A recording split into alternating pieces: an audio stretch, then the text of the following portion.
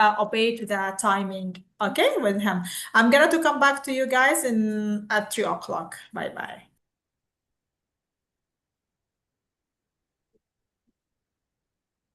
Sajid, I may not be able to use that background because, there's some restriction in our organization, this thing. So I'm joining from my official computer.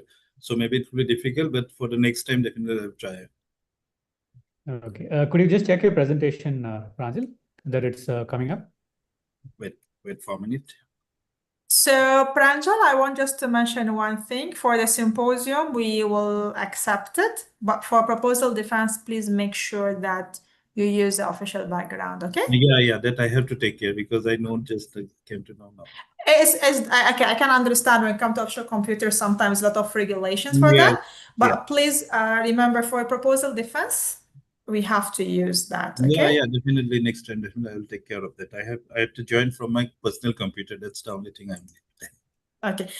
So Sajid, we should be go live in another maybe 1 or 2 minutes maximum. So please, if you want to check anything, make sure it's done within another 1 minute, and please give the call to IT to go live. And after that, like short introduction, what we are having today, then you can go ahead with the sequence. Okay? Can you see my screen? Thank you. Yeah. Just a minute. Yeah. Is it coming? Yeah, it's coming. Can you go on slide mode? Yes, perfect. Just move a few slides. Yes. Great. Looks great, Pranjal. Yeah. All good. Okay, I think we have reached the time. So I see almost all the presenter here. Sandeep only just joined in. Okay. Mr. Satvinder Singh is pending. Okay. So I think let's start off. I think the IT team, is the live stream ready? Yes, we already go live. Okay. Thank you. So welcome everybody for the 24th Symposium. So this is your chance to have a very good practice run before your main event comes in. Before that, let me congratulate you. You have come into a very big stage after all the hard work of so many years. So I'm wishing each and every presenter all the best and really do well. So let me just set a few basic rules. So all the presenters who are doing the proposal defense, you'll be giving 15 minutes time. So at 13th minute, I'll give you an indication that you've got 2 minutes left. So request you to please stick to the time. And once your presentation is over, you'll be given 2 questions can be asked because there are so many presenters today, totally 10. So beyond 2 questions, if anybody else would like to ask a question, you can put it in the chat box. We can always take it offline. And who are presenting for the Viva Verse, you'll be given 25 minutes of time and again followed by 2 questions. So this is a sequence. So I'll just read out the sequence so that all the first 5 sequence. So you'll be ready. Mr. Nitin will be going in first, followed by Mr. Amit, followed by Mr. Mohammad Yunus, then Mr. Rindas and Shafiq Ismail. These are the top 5. So you guys can be ready. So Mr. Nitin will be the first presenter. So his supervisor is Dr. Nizat Parekh, and his topic for the day is predicting semiconductor project success. So Mr. Nitin, over to you. Yeah, thanks, Ajit. Thank you. Let me bring up my slides.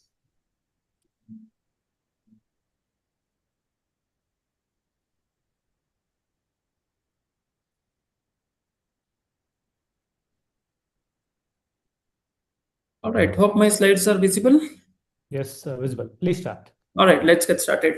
So greetings, my dear professors and the fellow learners. The topic that I have chosen for my research work is the role of project managers' emotional intelligence in predicting the success of a semiconductor project. Yeah, and when I say success, so I am restricting it to triple constant, which is time, cost, and scope, which we also call as iron triangle. So the contents that I would be covering during this presentation in next 15 minutes is divided into 4 chapters. The first chapter is introduction, which would be covering the problem statement, motivation, and the significance, followed by the research objectives and the research questions. In chapter 2, we would be talking about why semiconductor domain, the conceptual framework that I am following, the literature synthesis that I have done so far, and the gaps that I see, followed by the hypothesis for my work. In chapter 3, we would be covering the research approach and the design, data collection and the sampling strategy, followed by the data analysis plan. And last but not the least, we would be talking about the limitations, timelines, and the conclusion. All right, so when I started thinking about the topic and researching about the topic, I realized that nothing much has been done, or rather no work has been done in quantitatively analyzing the effect of a project manager's emotional intelligence in the semiconductor space. So that gave me a kind of a problem statement where I wanted to address the critical empirical gap which still exists, where a project manager's emotional intelligence can drive the success of a project or not in the highly complex semiconductor environments. And that's the motivation for me as well, since I come from semiconductor space with almost 2 decades of experience. So I thought, let me do some quantitative research in determining whether project managers emotional intelligence can overcome technical limitations to have a successful project delivered to the clients and the customers. So in this study, I would be quantitatively analyzing how emotional intelligence impacts the perceived project execution success within a highly complex and multi-billion-dollar semiconductor projects. So my scope of the study is going to be a global study where I would be targeting project managers from semiconductor domain across various geographies, and I would try to evaluate their emotional intelligence. Will it be able to drive this a project towards a successful project? Now, during this research, I would be using, so I have defined certain research objectives and the corresponding research questions. So the foremost research objective for me is to measure the baseline levels of emotional intelligence within the sampled space of project professionals in the semiconductor space. Then the other research objectives are to determine a relationship between the levels of emotional intelligence and the triple constraints, which are time, cost, and scope of any project. So the research questions that I would be targeting based on these research objectives are, the first and the foremost is to define the baseline levels of emotional intelligence which are shown or exhibited by the sampled project professionals. And then the other questions are basically more towards to establish a relationship between project managers' emotional intelligence and the triple constraint, which is again time, cost, and the scope of the project. Now, why semiconductor domain? So as I said, so when I started researching about this topic, so I came across literatures where people have done research in various fields like construction, in IT, in healthcare, in avionics domain, but research has not been done in the semiconductor space between emotional intelligence and the project success. And that's where I am targeting to keep this research only to the semiconductor space, because I feel that semiconductor projects are very complex, and almost they are multi-million or multi-billion dollar projects, because and the stakes are really high. So we have to deliver everything on time, within budget, and within the defined scope of the requirements. So the conceptual framework that I am trying to put forward is a direct effect model, where my independent variable is going to be the emotional intelligence of the project manager, and the dependent variables are going to be the triple constraint, again time, scope, and the cost. So now project managers emotional intelligence can be divided, or has five let's say parameters. One is the self awareness of their own emotions, self regulation of their emotions, then the motivation, empathy, and the social skills. Now all these parameters can be used to control control the overall iron triangle for any project. For example, if a project manager has good social skills or effective communication, then he might be able to improve stakeholder communication, and he can try to keep the scope creep to the minimum, thereby keeping to the scope and the timelines.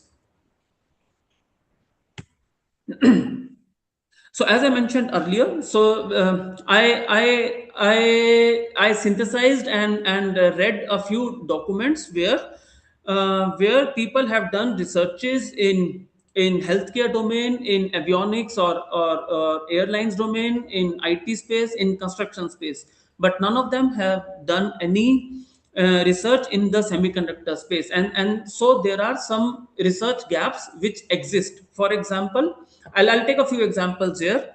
Like in the first one, the sample size was 67, but that was restricted only in the UK. Similarly, in the second one, where the sample size was 15, but then it was only restricted to UAE. And similarly, in Watanbe's research, it was in the construction space, but only limited to Pakistan. So none of the studies have been global studies, for example, and then none of them used the project manager's emotional intelligence against or finding a relationship between the triple constraint of any project. So I'm trying to fix or trying to fill those research gaps which already exist through my study.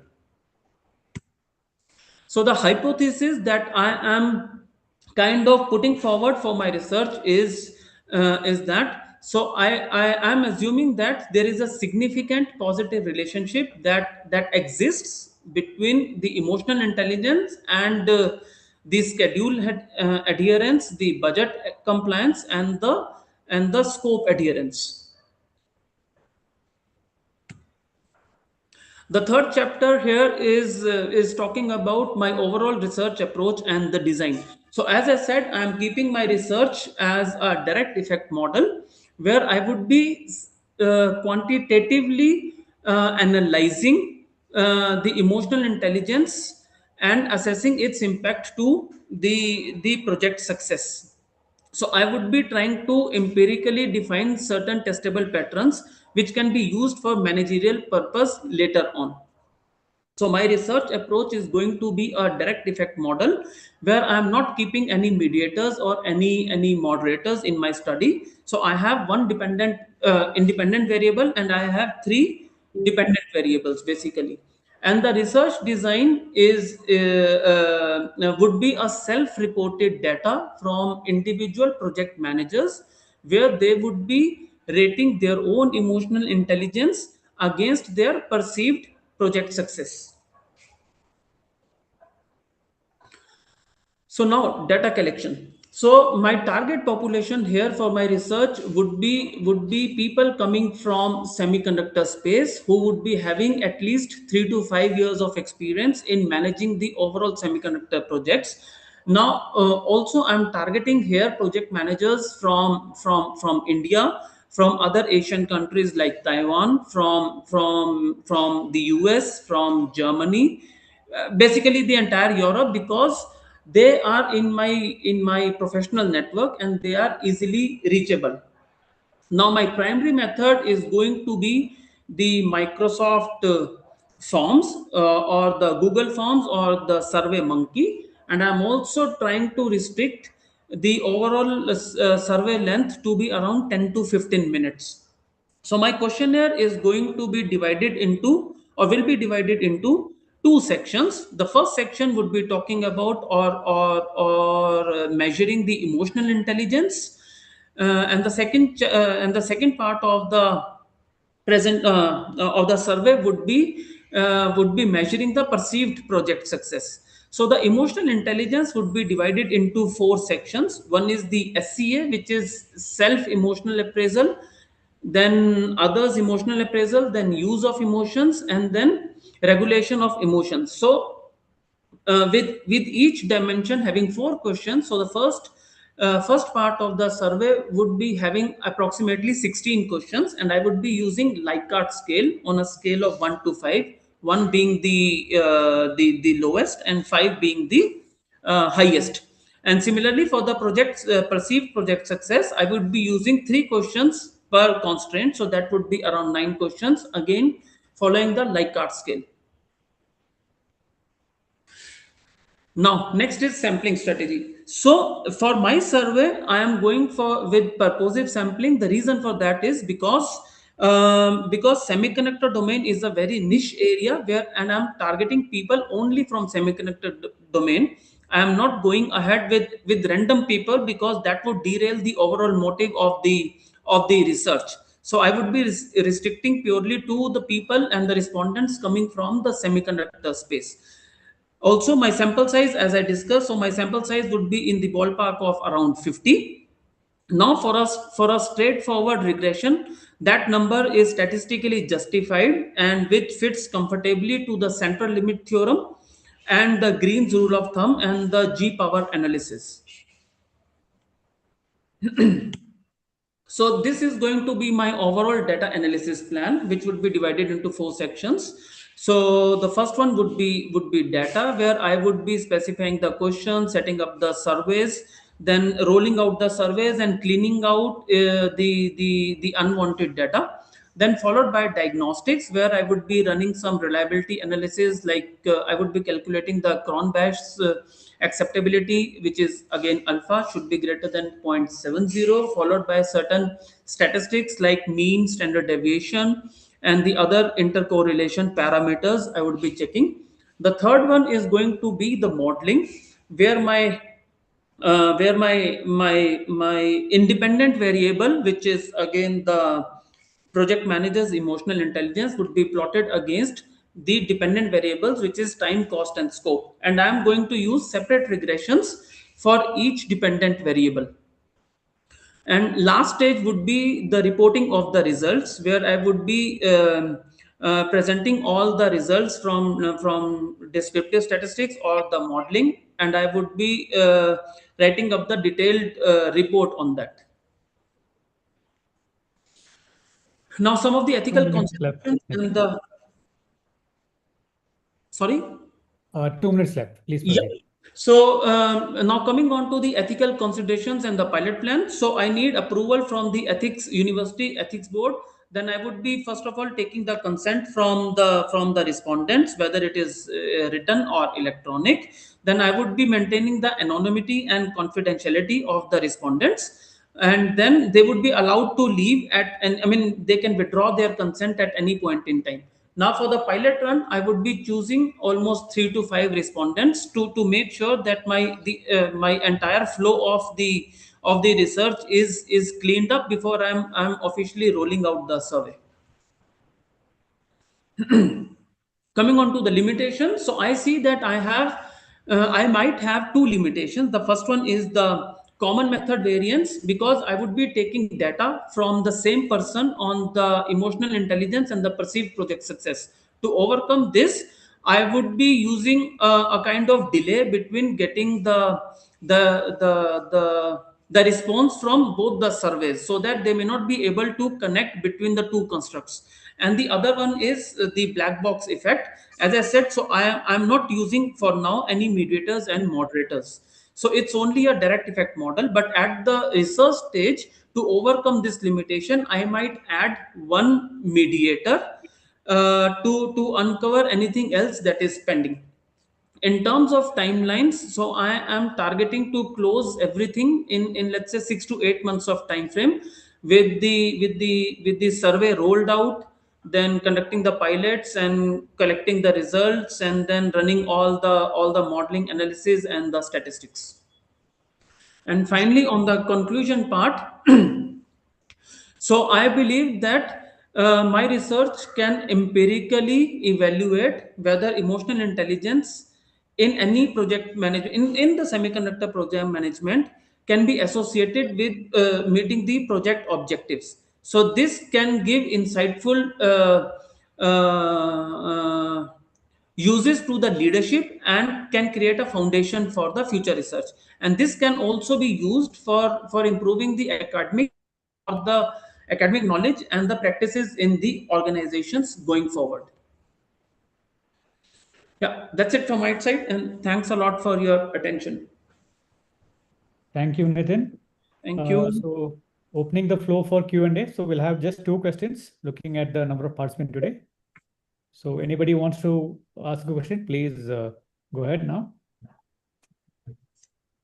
Hi, Nitin. I think you have very nicely presented, and I could this your and topic is really is a very interesting. I think it will be useful for several aspects of the domain.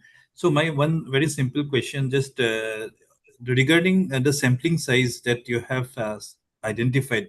So how you have achieved that amount number? But for me, I think it seems to be very less as per my understanding. You're absolutely right. So basically, there are two thought processes that went inside it. The first one is, since I'm targeting only semiconductor space. Now, semiconductor space itself is very niche area, and in that semiconductor domain also, I am purely targeting the project managers. That itself becomes a very small community, and I don't want at this stage, I didn't want to overcommit that I might go for 80 to 100 project managers and then complicate the things. So that's the reason at the proposal stage I kept it only to 50. Maybe at a later stage, when I'm trying to get more people, I might try to target more people as and when I'm getting them, because I am trying to avoid the snowballing effect also. Thank you. Thank you, Pranjal, for the question. One more question. Anybody else?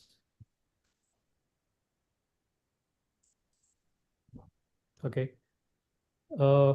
Fine.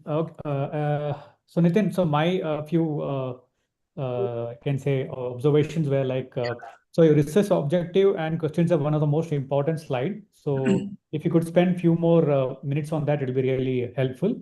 Right. Because normally that is the one which is anchoring your entire research.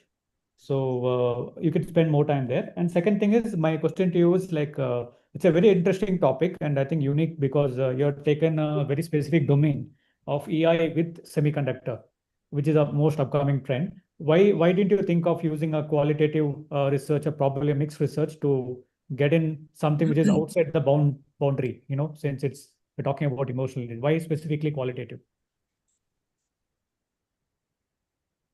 Actually, I started with qualitative only, Sajid. But then later on, when my the sample size was very small, so I thought let's keep it to quantitative for now. Later on, as I mentioned, that I have this black box effect also as my limitation. So either I would be adding one mediator, or I would be going for the mixed approach where I would be having initially with all 50 people as quantitative and later on with few more on the qualitative, so that I can remove this limitation also.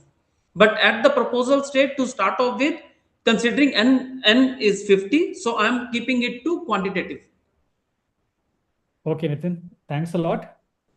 Thank So, you. yeah, thanks a lot for your time. So let's move on to the next presenter, Mr. Amit Arun. And his topic for the day is use of green bonds for financing sustainable transport for PPP projects. And his supervisor is Dr. Sharan Shetty. So over to you, Mr. Arun.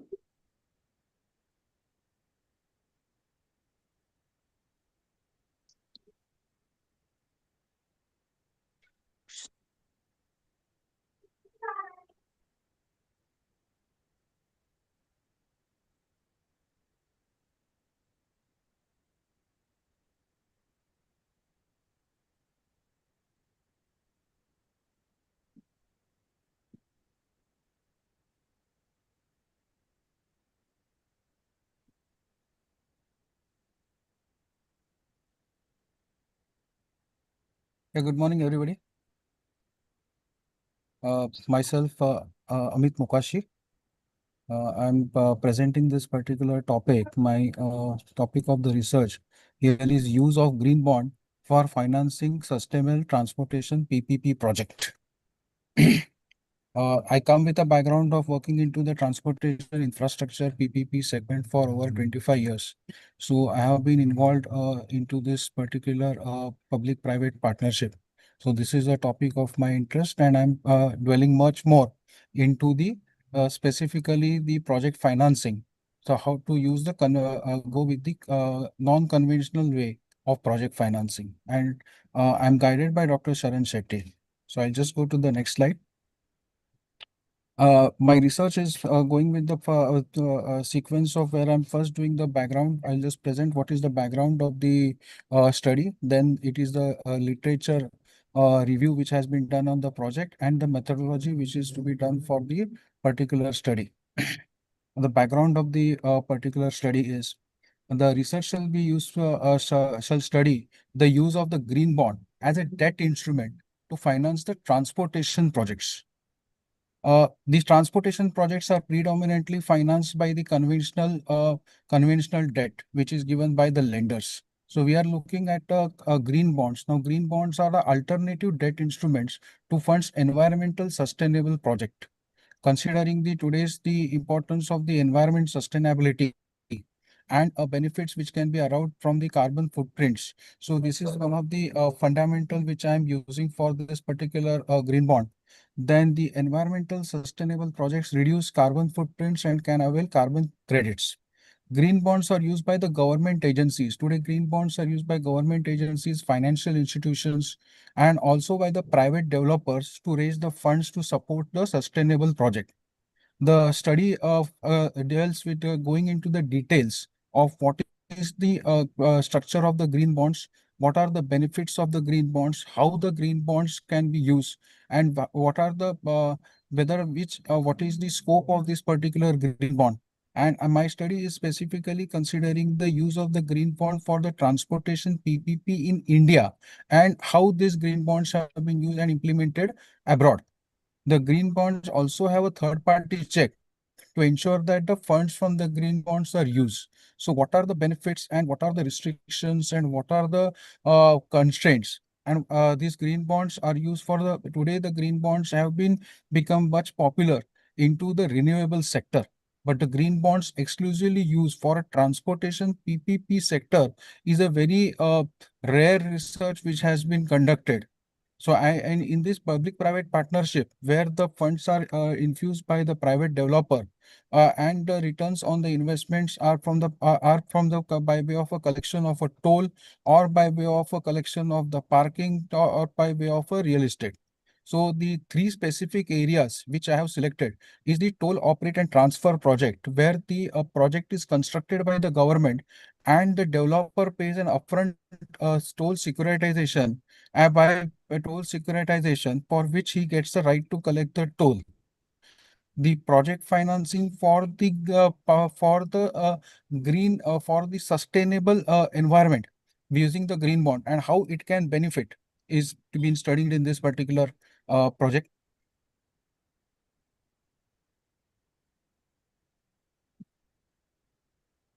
The problem statement in this particular apart from the background, then we'll come to the problem statement. In this PPP project, the cost of the finance plays a critical role in determining the viability. So we are studying here the what is the yield which is offered by the green bond in compared to that of the debt instruments, and what are the limitations. Now, green bonds have limitations and they are to be used only for the sustainable projects, whereas the debt bonds can be used for the projects which are not having the environmental friendly or the carbon emissions, carbon reduction emissions. Now, this research evaluates the use of the green bonds for the TOT projects, that is a toll operate transfer, wayside amenities, and multimodal logistic parks.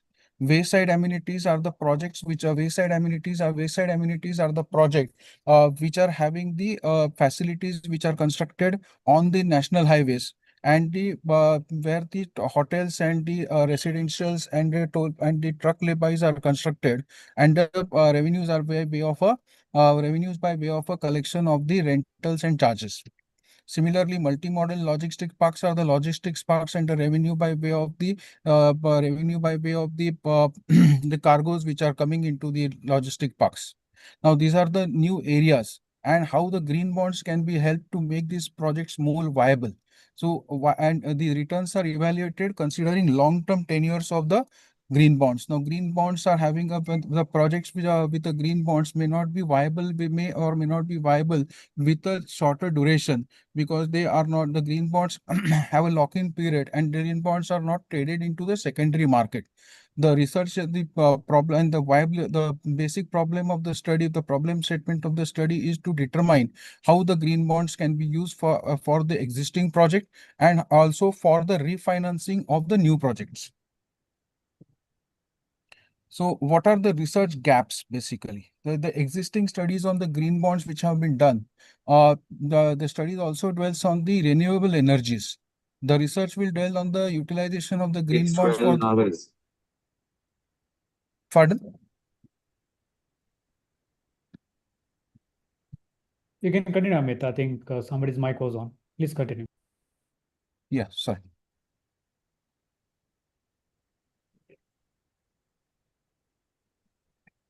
Yes, sorry. The research gaps, basically the green bonds have been focused on the renewable energies, and we are looking at the research on the and there are limitations on using on the green bonds. So toll operate transfer projects are the payments are done by the upfront to the ministry and the clients, where the developer get the right to collect the toll for a period of 30 years. The limited research are done on the carbon credit benefits. So we are I am going to study the benefits of the green bonds, and working on the discussions with the qualitative analysis and having a discussions with the industry experts. The what are the benefits and how the viability of the project can change by utilizing the green bond, not only by the yield the green bond may give, but also the carbon credits which can be available for that particular project, which may add to the revenue line. So this research is a slightly on a different side to check the viability on the non-conventional means of finances. So research objectives. So the objective of the research is to evaluate green fund for a long-term project in comparison to the debt funds from the bankers. That is the first objective of the research. The second is to determine the viability of the PPP project with green finance for transport related projects. So specifically, I'm focusing on the transport related projects and the transport related projects which can contribute to the sustainable development. The third objective is to evaluate the impact of the carbon emission on the project funded to the green bond. Now, how much of the carbon reduction in the carbon emission can avail the carbon credit for a particular typical case of a green bond project, and how it can increase the viability.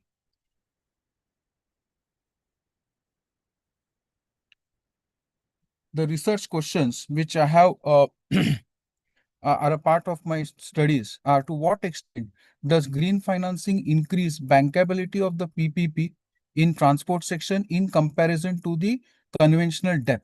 The projects which are done into the PPP projects which are done in a PPP segment are having the three means of finance. First is the debt which is coming from the banker. Second is the equity, which is the promoter's contribution, and third is a grant which comes from the government. So in this particular thing, if the debt which is coming from the banker, which contributes as a source of a finance, now debt can be a combination of the green finance or conventional debt, and also the green financing. If it is coming as a part, if it is coming, it is coming as a part of the if it is coming as a part of the conventional debt, the conventional debt is a more common. The green financing is coming as a part of the green bond, which is issued by the financial institutions, and also by the developer for funding that specific project. But there are limitations, or there are restrictions of having the proceeds from the green bonds to be used exclusively for the sustainable project. So how does that impact the bankability of the project or the viability of this particular project, and whether it can be a media which can open the new areas where the transportation sector, which is not a conventional, it is not a more organized sector in comparison to the renewable, where there is a sustainable development. How the sustainable development can be done into the transportation sector. The second objective research question is what policy frameworks are needed to enhance the use of the green bond in transportation. The every country, every segment, every department, every procedure has a different policies. So we'll be studying we'll study as part of the research question. We'll be studying the policies of the PPP or the which are existing in India, and the policies of the PPP which are used externally. And then second is the implementation of the green bonds. So what policies are there to promote the green bonds, and what are the pros and cons on these particular policies? Third question is the research is what lessons can be learned from the global PPP projects implemented through green funds and in India through the green bonds. So there has been implementation in the European countries for the green bonds, and how these green bonds are contributing to the sustainable development in the European countries, and how that can be implemented into the transportation sector. In India, the green bonds are implemented in the renewable energy sector, but once we come to the transportation sector, the construction industry is construction industry. To have the construction industry, what changes needs to be done into the construction, whether what renewable mechanism to be used. So we are going into the research of the use of the plastic into the bitumen, we use of the fly ash into the concrete, use of the recycling of the existing bitumen, the use of the solar, use of the EV, and the green highways, how that green highway sector can contribute, where the green bonds can be added to the PPP projects. The pictorial conceptual framework of the green bomb is being presented here. This particular the projects which we are looking as the typical PPP project, which are the TOT project, that is toll, operate and transfer. Then it is a wayside amenities and multi-model logistic park. So these particular projects have a defined concession agreement by the government. There are ways and mechanism of implementation of this project where the scope and the scopes are defined. The present existing means of financing to these particular projects is done by way of a conventional debt. Conventional debts have a fund which is either a sustainable the projects where the conventional debts can be given to the projects which are environmental friendly, or which are not environmental friendly, or they are not sustainable project, or which do not contribute to the carbon reduction. So what is the cost of, because this conventional debts has a higher cost, but the tenures are low, and conventional debts are traded into the second. 2 minutes left. Yeah, sure. And in case of a green finance, it is for the sustainable projects and low cost. The literature reviews for this particular, the second part of the studies are on the literature reviews. It goes on the existing policies in India. Then the greenium impact which is having on the project, that is the cost of the funds which are because of the multiple checks. The global implementation of the green bonds, the policy frameworks are studied, it will be studied into detail. That is on the different PPP projects. The research methodology adopted for this research is a qualitative method where the expert interviews are done by expert interviews and by taking interviews and also giving the questionnaires in the form of the Google form. These are then added into the NVivo software to be used a thematic analysis of this particular research, and then arrive at the particular conclusions and derive at the conclusions and the benefits which the other researchers can gain, how the green bonds can be effective in implementation for a transportation sector. The limitations of this particular research is it is limited to the transportation sector into the PPP. It is more in the India centric, and it is a qualitative study. The limited project data which has been available. So the focus on the research is on the PPP projects, and the studies which are done on the policies which are there for implementation of the concession agreements in India, and the qualitative study techniques are used considering the industry experts which are into the project financing, which are into the renewable energy, who are experienced in doing who are experienced in doing the green financing. With the consent of this particular individuals, where the research will be and analysis can be done. The contribution the research can done is for the academic contribution. is for the, and second is a practical contribution, because these are the projects which are implementation, and India contributes to more than $3.6 billion on account of the highway sector into the infrastructure, and policy contribution of green bonds, how green bonds can improvise on the bidding and also the development of the PPP projects. That's it. So this is one of the presentations from my side on the implementation of the green bonds into the infrastructure PPP projects. The research has, and the timelines which I anticipate is around 6 months of the timelines, on the basis of the informations to be collected and the analysis to be done.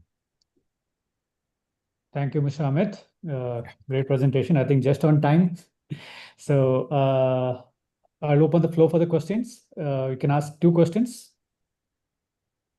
Dr. Sajid Yunus, I have a question. Yeah, please go ahead. It is a general question. In Malaysia, we do have the PPP. Usually, what is the duration given for the PPP in India, and what is the interest rate like? Yeah. Yeah. See, in India, the PPP are of the 2 types. If you are going with a PPP of the BOT project, the duration is 15 years, where the road is constructed and operated and maintained by the developer. The research which I am doing is for the PPP for the TOT project, toll operate and transfer. This toll operate and transfer, the asset is already constructed, and there is a reconstruction or the renewals of the works which are done, which for which the duration is around 30 years. So is it a concession? Concession? How 30 do they years collect the money? See that they collect the money by getting they pay the upfront. The developer pays a upfront payment to the government, and the developer get a right to collect the toll and maintain the road, and also do the overlays and the balance of the works. The major item is the bituminous overlays, which are done after every 5th or 7th year, depending on the riding quality of the roads. Right. It's a concession then, road concession, yeah? Yeah, these are road concessions. Okay. All right. Thank you. Thank you very much. Yeah. Okay, one more question.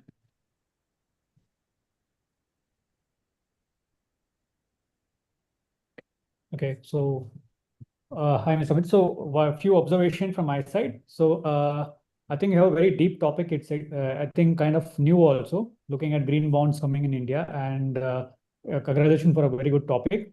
My small suggestion is like introduction part. I think you took a lot of time, which made you rush in the second half of the session, even though the content was very rich and very nice.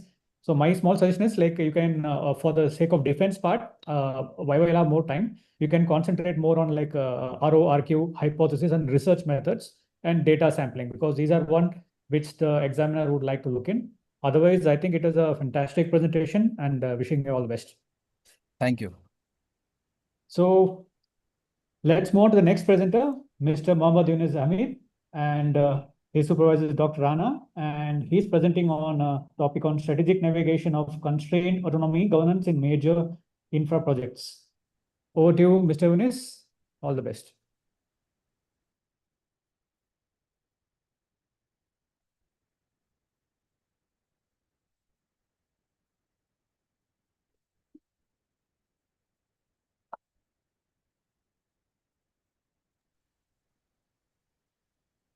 Yeah. Can you see everything good? Yeah. All good. Please go ahead. All right. Good afternoon. Thank you, Dr. Sajid. My name is Yunus. Today, I will be presenting research title, Strategic Navigation of a Constraint. The word is constraint. Yeah? That is my major subject. Constraint autonomy governance in major infrastructure projects. It's a comparative case study for Sabah, a state in Malaysia, post-autonomy energy development. Again, my name is Mohammad Yunus. My supervisor is Dr. Rana.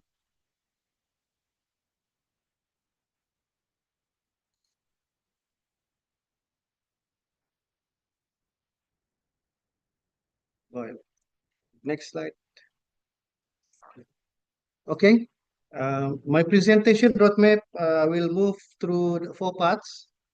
The background and the problem, research background, research problem, the gap, the governance mismatch, theoretical gap, constraint autonomy governance. This is my topic, the problem, the international relevance, where it's applicable. And then the next will be the theoretical framework, theory review, literature review, the CAG, which is the constraint autonomy governance. I will propose my conceptual framework and the proposition of the research. Of course, finally will be the research methodology and the conclusion. Right. In Sabah, a state in Malaysia, before 2024, the energy was governed by a name called Suruhanjaya Tenaga, which is Energy Commission, from the federal government. And it is centrally structured, which is established to regulate the president. So before 2024, Sabah electricity sector was governed by federal.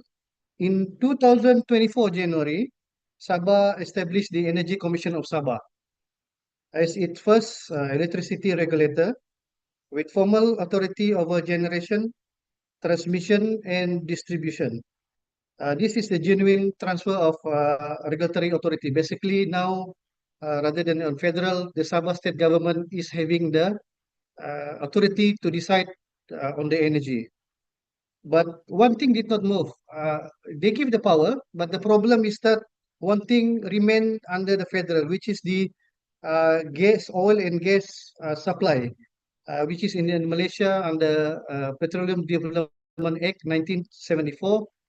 The authority of deciding on the oil and gas, which is the very important oil feedstock, is still under the federal government. So can you imagine that you have the power to decide what to do, but at the end of the day, the critical mass, which is the gas, is still under the federal government. So this is the constraint autonomy governance. This is the problem.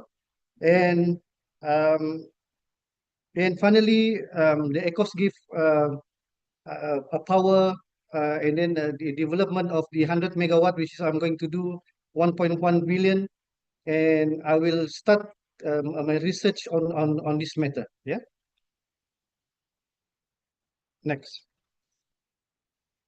The problem. When we have the power, but we cannot control the gas, then this creates the structural mismatch.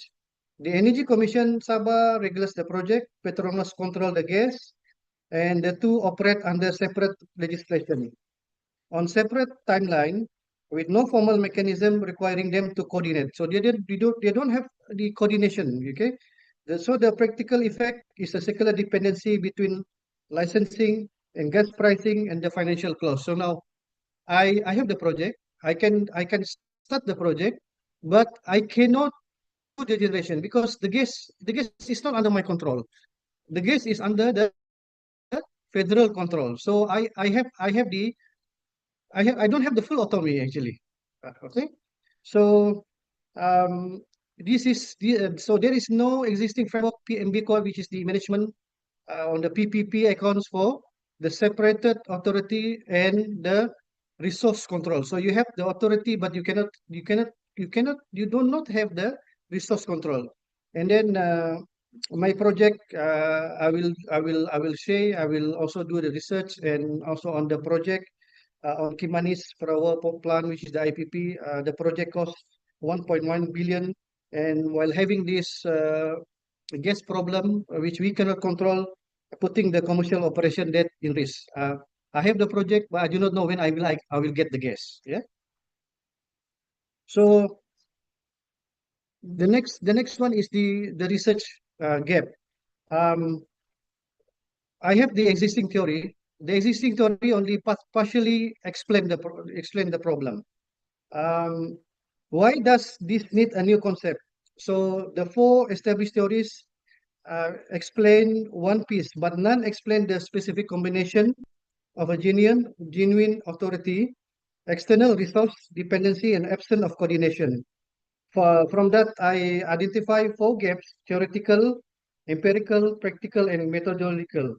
So this response is a new concept constraint autonomy governance, and a practitioner framework, which I will propose, which is the SGNF Strategic Governance Navigation Framework, both grounded in empirical evidence from Sabah post 2024 energy structure. So basically, what I'm saying is that the constraint autonomy governance explain the governance condition, which is the problem, and the strategic governance navigation framework provides practical guidance managing the condition, which is the solution. So the research aim is to advance, the word advance of the constraint autonomy governance, which is the problem, and to solve and also to look empirically the strategic governance navigation SGNF infrastructure project by examining how project leaders navigate constrained government condition with Sabah post autonomy. So basically, it is one-to-one alignment. So RQ1, I think I better go to the new one. Okay. RQ1 is and the RO1 is to critically examine how the constrained autonomy governance condition shapes institutional and inter-agency coordination challenges in Sabah post-autonomy energy sector. The RQ2 and RO2 to evaluate mechanism and governance condition through which coordination processes and resources dependency management can strengthen across state and federal institution, because we have state, we have the authority, but the federal still control the gas. R3 will be after I critically examine, I evaluate the mechanism. R3 will be evaluate a strategic governance for structure project for the leaders operating in the constrained government agency. So basically, the research question objective is aligned one-to-one RQ1 to map to critical examine, RQ2 with original to evaluate the mechanism, strengthen the coordination, and the RQ3 to develop the framework. So you start with critically examine the problem, evaluate the problem, and finally you develop the framework and you give solution. Now, the next theory that already exists is the centralization theory. It assumes authority and resources transfer, but in transfer together. Basically, you have the authority, you have the resources. In Sabah, authority transferred, but resources control did not. So condition remains unexplained. And then the next is resources dependency theory. This one here explains bilateral dependency, but the bilateral is insufficient. The next is the multi-level governance. It's assumed established coordination mechanism and institutional maturity, but Sabah post-24 environment is still evolving and lacks of foundation of the multi-level governance. The next is by Maggio Powell. It explains ECO's challenges internally, but does not prescribe the strategic response, the navigation for the project leaders navigating it externally. So it explains the condition, but cannot guide navigation. Okay. So next is the constraint autonomy. It is a governance condition in which sub-national, which is the state government of Sabah, possesses formal regulatory authority, but remains dependent on the external gas institution for the critical resources required to exercise that authority.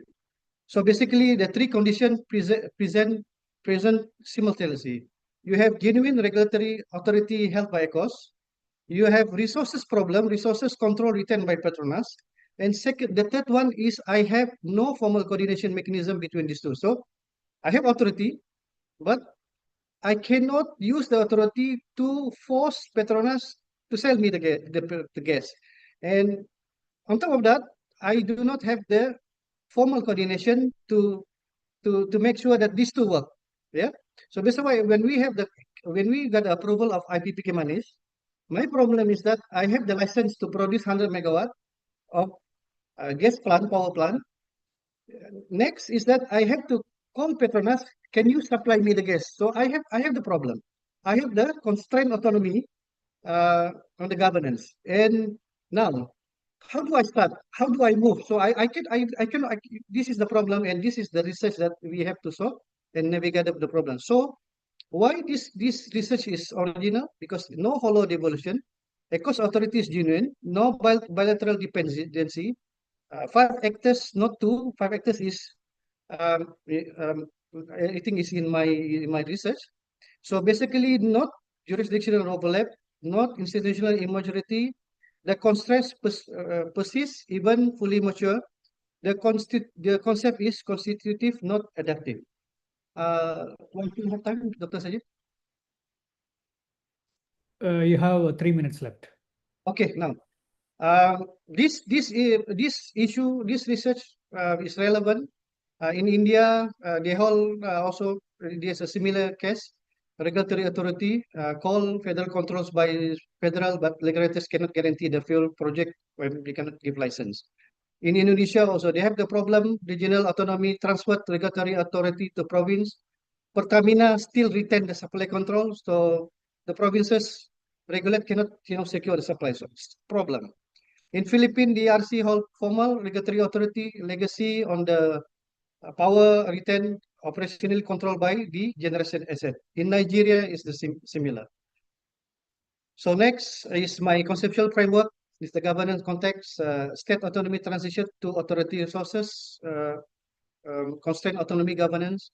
And next is the government complexity, strategic navigation outcomes. And finally, I will propose the strategic governance navigation framework. Strategic government navigation, governance clarity, I will map the authority, resource control, approval pathways across institution, separation is understood before it is navigated.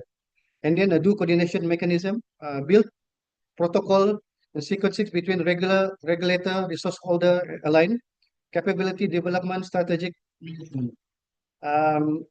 Motivating practitioner is option 1, forced institutional intimidation, concurrent formation and regulation observation. My proposition, this research is qualitative. I have little time, so this of course will the data collection will be 15 to 22 semi-structured interviews. I will do pilot interview protocol, document analysis. Actually, I have started gone through almost 100 documents.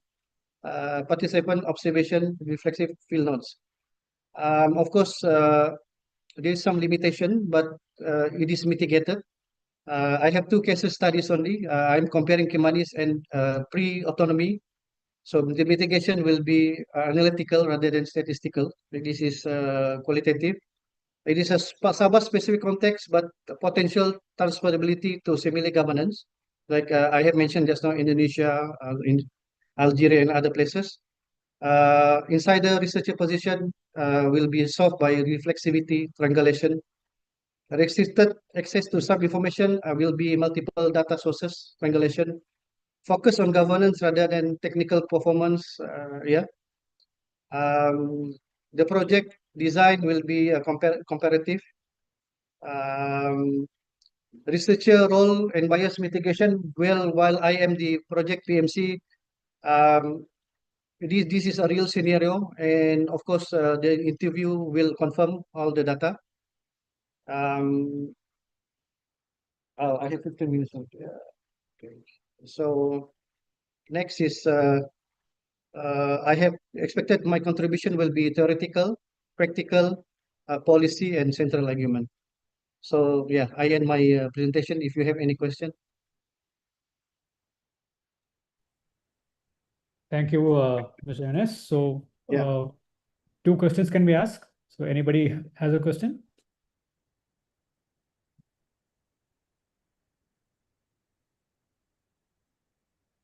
Okay. I'll just go ahead then, Mr. Enes. So can you please go to your RO research objective and research question slide? Sure. Research aim, rather. It was called a research aim. Yep. The one before this. So what's happened here is like, as you explained, research aim is very clear, but RQ1, RO1. So you combined both. So you were explaining this as a RQ, and actually the next slide is the one you need to explain. Yeah. So it's Yes. more about arrangement. Your RQ and RQs were clear, but you could just remove that portion because it slightly deviates. And again, the same thing got repeated as research prepositions later on.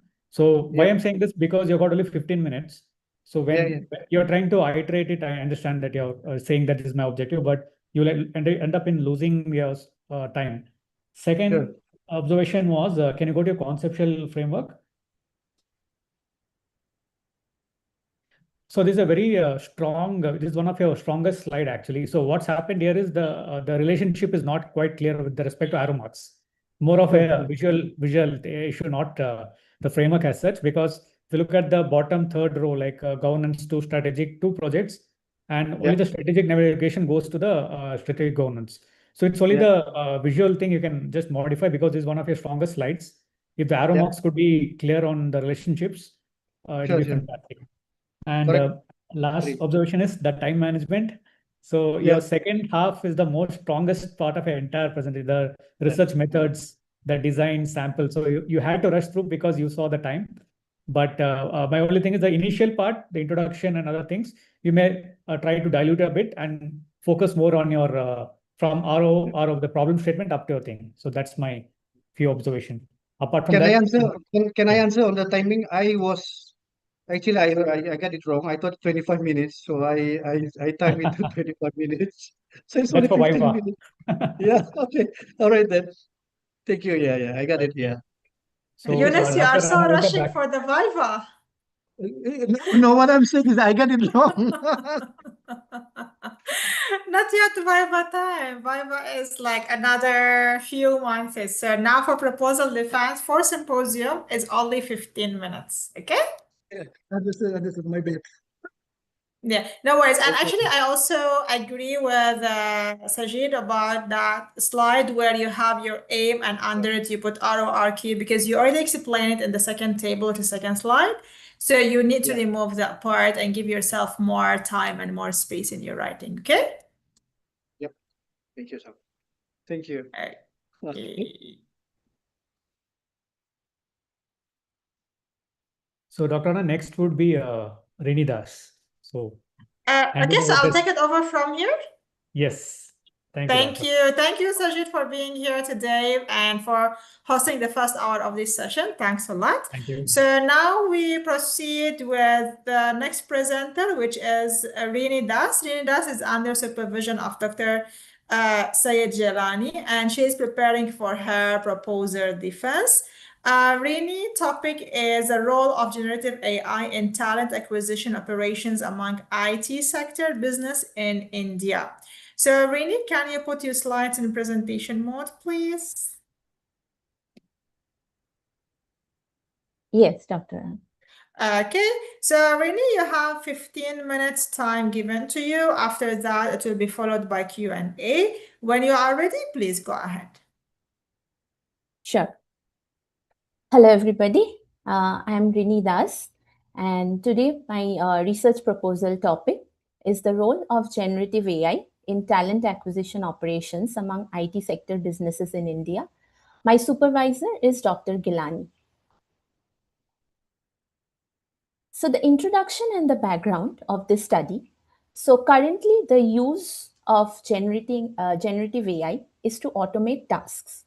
Now it is used in automating key processes, for example, screening process, applicant tracking, interviews, scheduling.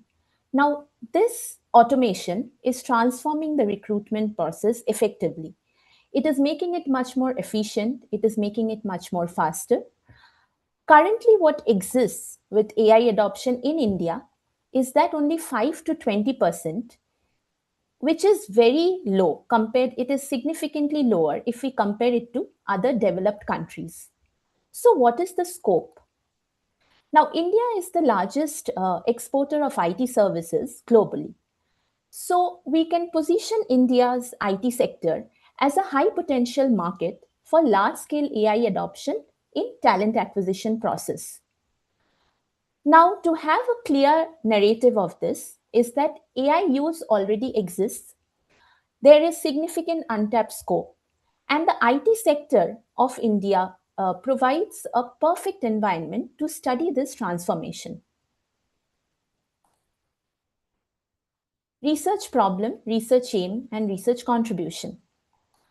Now, research problem, what we see numerous studies on AI in recruitment, but the existing studies all have limitations. Most studies, what are those limitations? Most studies we see are focused on resume screening, applicant tracking, on comparing bias with traditional manual methods. And also the studies are focused from the context of global and mixed sector. Even the focus from participants are majorly on HR professionals. Now the hiring manager perspective is missing. Now, hiring managers are the key decision makers.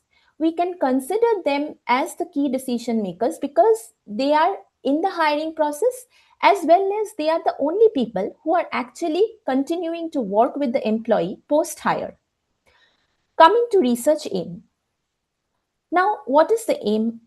Is to explore how generative AI contributes for a better, efficient, and a high-performing outcome with hiring.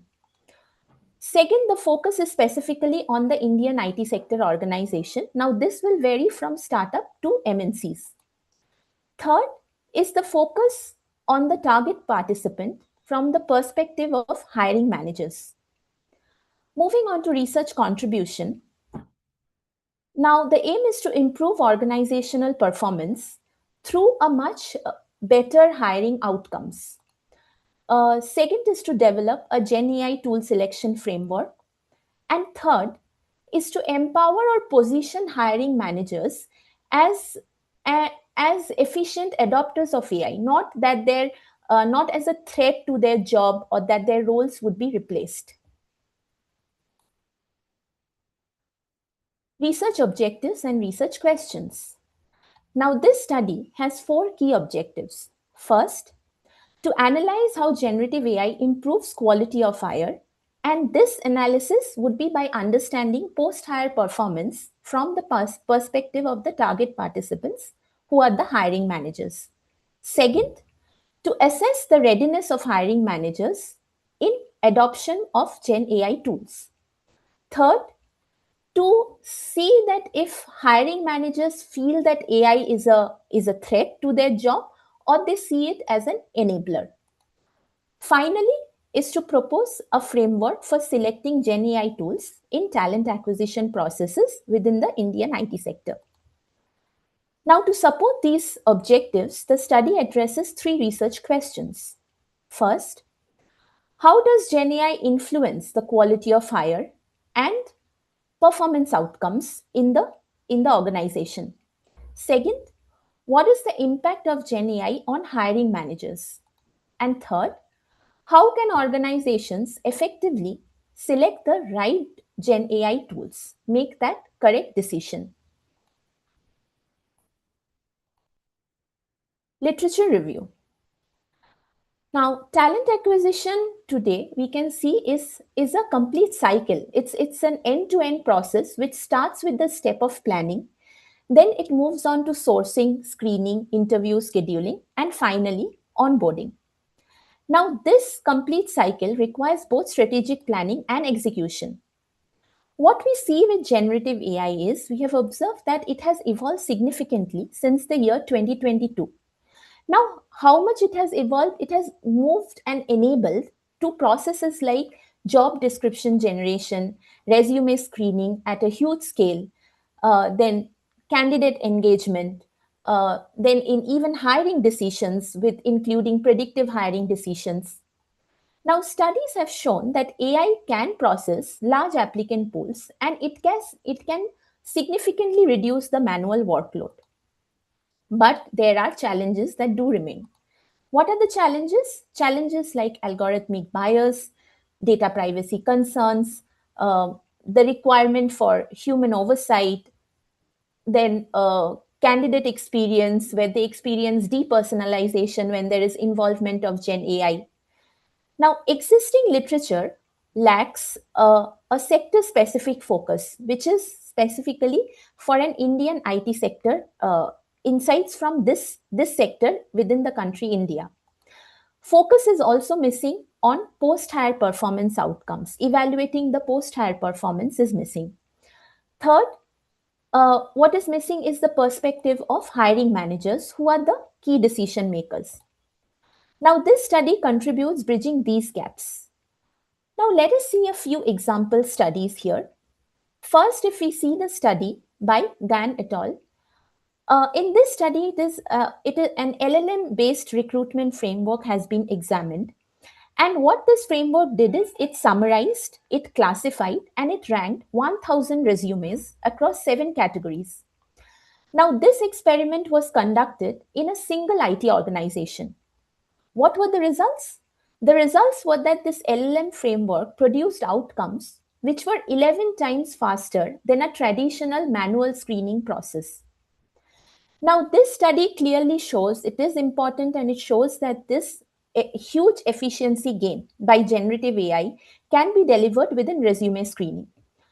But this study is limited because it is conducted only in one IT organization. Now, if it is conducted only in one IT organization, the general ability across different IT firms is restricted.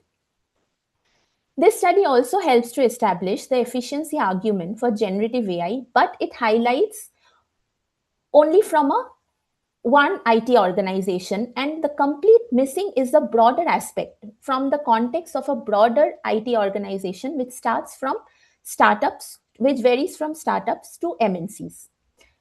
Now, if we see the next work by Low et al. And Paramita et al., what these studies have done is they have studied on AI evolution, which is moving the evolution of AI from simple keyword matching screening phases to a much more context-aware, much more explainable approaches. So in Low et al. Study, we see that it is a multi-agent framework which evaluates 105 resumes across 5 different aspects. For example, evaluation, skills, work experience, education. Now, the results of this study shows that this multi-agent framework is much more efficient with hiring decisions when we compare it with a single LLM model. Now, this is valuable because we can see that generative AI has moved much beyond a basic filtering or a basic keyword matching process to a much more sophisticated decision-making qualities. Now, what is the limitation of this study is that this screening method, the efficiency in the screening method, does not actually show that it leads to a better employee performance after hiring. Now, this missing link is central to our study, which is essential because it understands not only that generative AI is improving the shortlisting, is improving the screening process, but it also is having effect in quality of hire, whether it's improving it or enhancing it in the quality of the hired candidates. If we see the study of Paramita et al., in this study, grounded theory has been used, which studies organizational and operation dimensions in the deployment of AI in the country Sweden for talent acquisition process. Now, the target participant for this study is again majorly HR professionals and also some AI platform providers. This study have described the role of AI with 4 dimensions. What are the dimensions? Speed, efficiency, quality, and dependability. But again, we see the limitations of this study is it is a country-specific focus, and the target participants are again majorly HR professionals with some AI platform providers. Moving on with research methodology. Now, research philosophy used is interpretivism. Now, this focuses on understanding how individuals would interpret and assign meaning to their experiences. Who are these individuals? The target participants. Now, the context of their insights would be captured, and the main goal is to understand the meanings and experiences of the target participants, who are the hiring managers. Research approach is inductive. What this means is, instead of testing existing theories, this study would build theory from real-world observations, particularly from the perspective of hiring managers towards the end of the research process. Now, it would search for patterns, themes using thematic analysis from the data observation that would be collected. Then, with these findings of relations between the data, and it would develop a theory based on these findings. What is the research strategy? It is grounded theory strategy.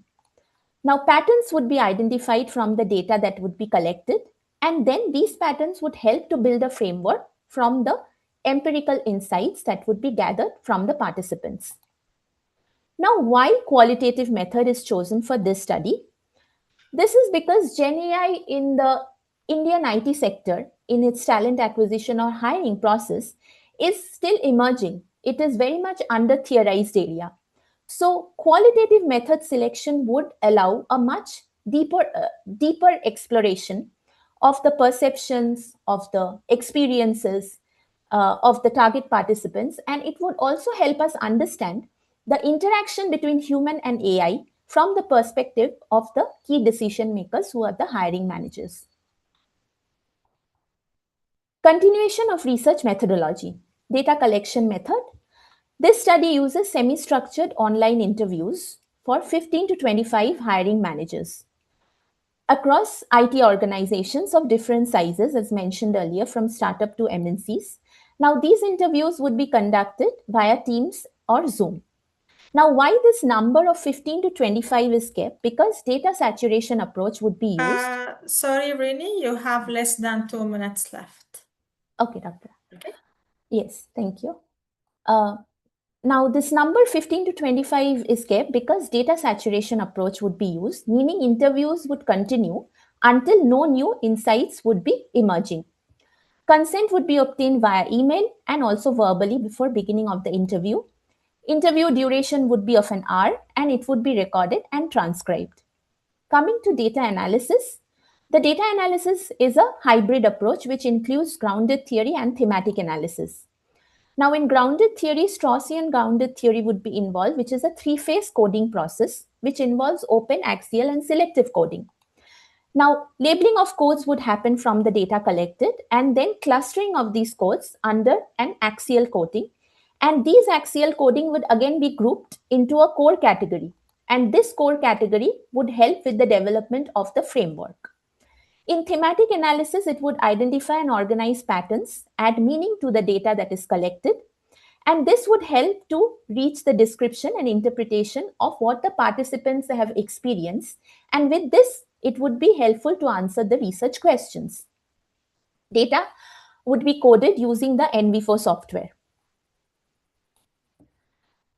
Now, continuation of research methodology. The time horizon used is cross-sectional, which means that it is only collected within a defined time frame, and it would be the current state of the AI adoption position. Ethical considerations would be informing consent would be obtained. Data would be anonymized and protected.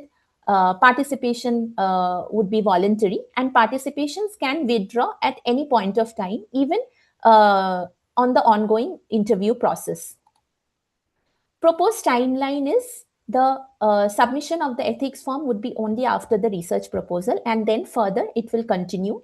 The mentioning part is the data collection, the data cleaning, and the data analysis would be simultaneous because it is a grounded theory approach. To conclude, we have addressed here three major gaps: target participant of hiring managers, sector focus is Indian IT, and context of geographic location is India. Now, the perspective of hiring managers is underexplored, so that would be studied here, which would include qualitative method with interpretivism, inductive approach, grounded theory with thematic analysis, which will form a research design. And to find what is the major finding would be the AI framework, which would help organizations to make a more responsible decisions and improve their quality of hire. Thank you. Okay, thanks a lot, Rini, for your presentation. You exceeded the time, but is okay, because for your official proposal defense is going to be 20 minutes, okay? So now the floor is open for questions. Anyone would like to ask questions for Rini?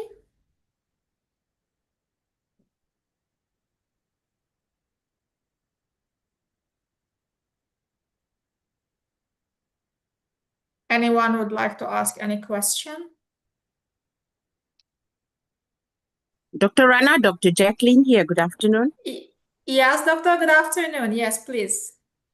With regards to her presentation concerning her research questions and research objectives, they don't seem to be mirroring each other because her study is qualitative. So therefore, she is used verbs like to assess, to examine, which shouldn't be, because if it is a qualitative study, it should be explorative in nature. So perhaps, I don't know, maybe she should contour that, by using verbs like to understand, to the verb, such verbs as part of her research questions. And the other concern is she has 5 research objectives and only 3 research questions. It doesn't balance. Rini, can you go to your slide? Sorry, Doctor. Rini, can you share the slide of your questions and objectives, please? Okay, yes. Over to you, Doctor. You see, she has, Dr. Rana, with due respect, research objectives, she has 4 research objectives, but she only has 3 research questions. So here there is an imbalance. We have always been guided in research that we should have, if we have 4 research objectives, we should have 4 research questions. But here there are only 3. So where's the other question? Secondly, if this study is a qualitative study, then we should not be using verbs, for instance, like analyze, assess, or to propose, because this would indicate it's a quantitative study. So if it's qualitative, it ought to be, because qualitative naturally is explorative in nature. You're exploring a new phenomenon of a certain finding. So she should use to explore, to understand. Those are the verbs that ought to be used as research objectives. Otherwise, Dr. Rana, this study may cause a conflict, Examiners may point out to this and then start questioning why you're saying this and your study is qualitative. So that's all, Dr. Rana. Thank you, Dr. Jacqueline, for your comments. Rini, please take a note and make sure that discuss that with your supervisor, please. Any another question?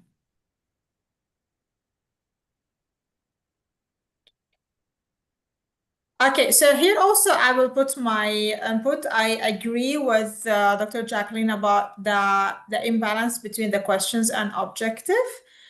Usually we use it somehow balanced because we have the sequence between, usually the objective is to answer a question. So if we have it unbalanced, we don't know whether if we achieve an objective, did we answer that question or no? Or if we didn't, if we let's say we, in quantitative as example, if we accepted a hypothesis, usually it means we achieved the objective, which also going to lead that we answer the question. So we have usually there are tally to each other. Like if we have 4, they are connected to each other. So there are 4 questions for objective, and if it's quantitative, it will be 4 hypotheses.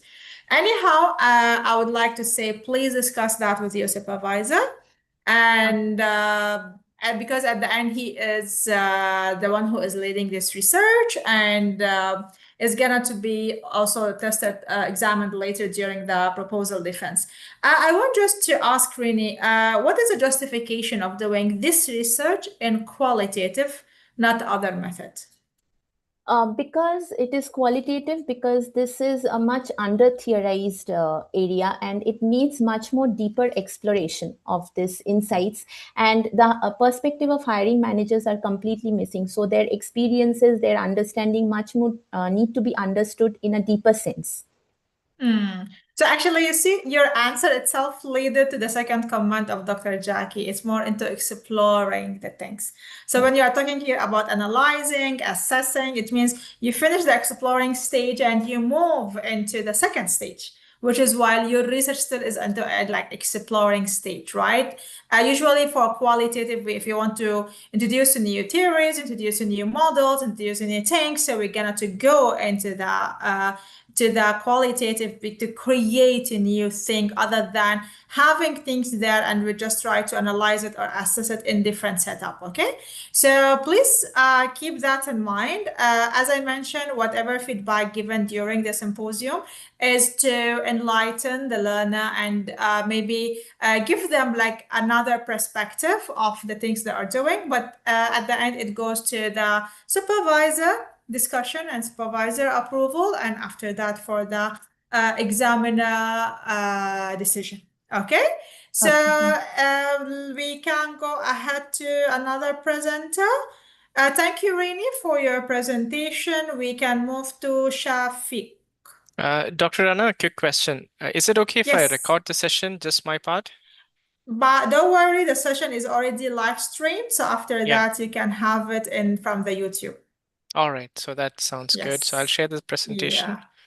Yes, please. So also for everyone information, usually all our School of Business symposiums, they are live streamed on YouTube. So after the session, actually during the session, you can watch it from the YouTube in case you don't want to access through Zoom. After the session, also you still can go to our GlobalNxt YouTube channel and click into live. If you go to videos, you are seeing only the uploaded videos. But if you click into live, you're going to see all our previous symposiums and webinars which have been hosted by School of Business during that 2026 year. So now we have with us Shafiq Ismail, which is under supervision of Dr. Sharon Shetty. He is preparing for his proposal defense, and Shafiq topic is a study on opportunities and challenges for Islamic compliant equity investments in India. And actually, I'm also very interested about this topic because it somehow goes to part of my specialization. So Shafiq, you have 15 minutes for your presentation. After that will be followed by Q&A. Your time is starting now. Anytime you are ready, you can go ahead. Thank you, Dr. Rana. Good morning. My research topic has been explained by Dr. Rana, and the supervisor is Dr. Sharon Shetty. This is the agenda that we will cover during the presentation today. So the background. So the research began with a simple observation. So I noticed that many of my educated friends, colleagues, and family members wanted to grow their wealth, but they were unsure about whether investing in the stock market was permissible according to the Islamic faith. So because of that uncertainty, they often chose familiar options such as investing in gold, real estate, or fixed deposits, believing that they were the safest and the better choices. And this made me wonder how many others face the same dilemma, and are they potentially missing opportunities to building wealth while remaining within true to their religious principle. So we're looking at it from a wider scope. India has nearly 200 million Muslims, about 14% of its 1.45 billion people. Yet, Islamic compliant equity investments, I'm going to call it as ICEI, these products are almost absent. The Sharia index with Nifty was introduced in 2008, which is 18 years ago. Even then, out of 1,886 mutual fund schemes, only 6 are Islamic compliant, which is less than 1% of the market. And many of the existing investment instruments are prohibited as per Islamic faith because they contain interest component like fixed deposit bonds and conventional banking, which earn interest. And the mutual funds usually hold conventional non-compliant stocks such as banks, alcohol, and tobacco industry, and these are not compliant to the Islamic investments. So with such a large potential investor base and so few compliant products, the central question is, why does Islamic compliant equity investment remain so limited in India? And that is the problem statement. So the first is regarding the performance uncertainty. Can ICEI actually outperform gold, real estate, and fixed deposits?